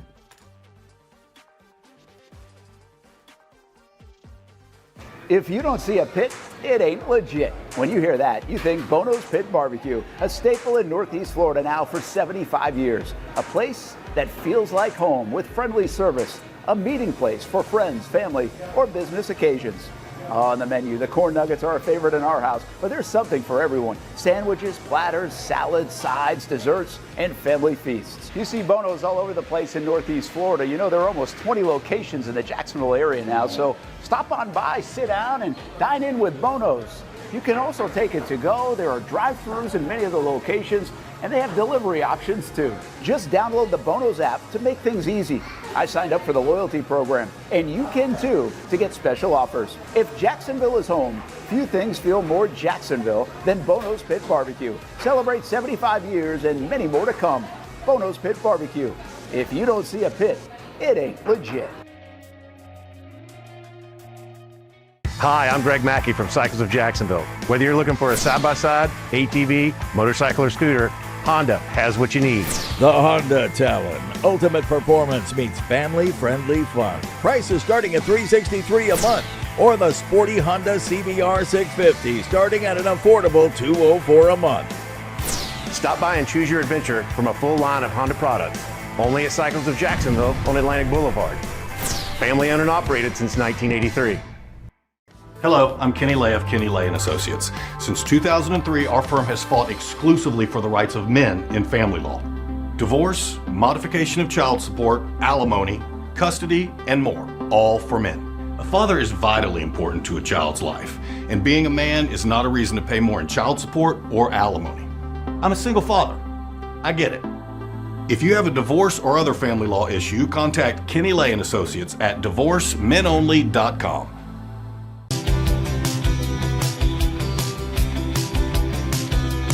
Welcome inside the Armor Guard exterior and gutter helmet showroom. There's a lot going on, like glass exteriors, replacement windows, and down there we have the retractable screens and awnings, plus hurricane protection. Let's talk more about those gutters, and to do that, we bring in Kevin. He's the owner, he's the expert. Why Gutter Helmet? Well, Gutter Helmet is truly the only maintenance-free product. It lets the trash and debris go on the ground, the water wraps around and goes inside. Unlike filters, they sit on top of the gutters, and the trash and debris build up on top of filters, which requires maintenance. With Gutter Helmet, we're going to keep you off the ladder, the most dangerous thing in your garage. With Gutter Helmet, you'll never clean your gutters again. So get off the ladder and put on the helmet. Gutter Helmet. Get a free estimate at gutterhelmetofnorthflorida.com. You can also call 904-762-7779 or visit the showroom on St. John's Bluff Road in Jacksonville. In this video, I'm going to show you how to easily access Action News Jax Now using your Roku device. First, launch Roku. Next, use the menu list to scroll down to the search feature. Then, use the remote to enter Action News Jax into the search bar, and then click Action News Jax thumbnail. Once you see this screen, go ahead and select Add App. Wait a few seconds for it to install. Once it finishes installing, press the star button on your remote and click on Move App or Move App to the top. Finally, select the app back on your home screen to open it. Now you can watch all the great content on Action News Jax Now.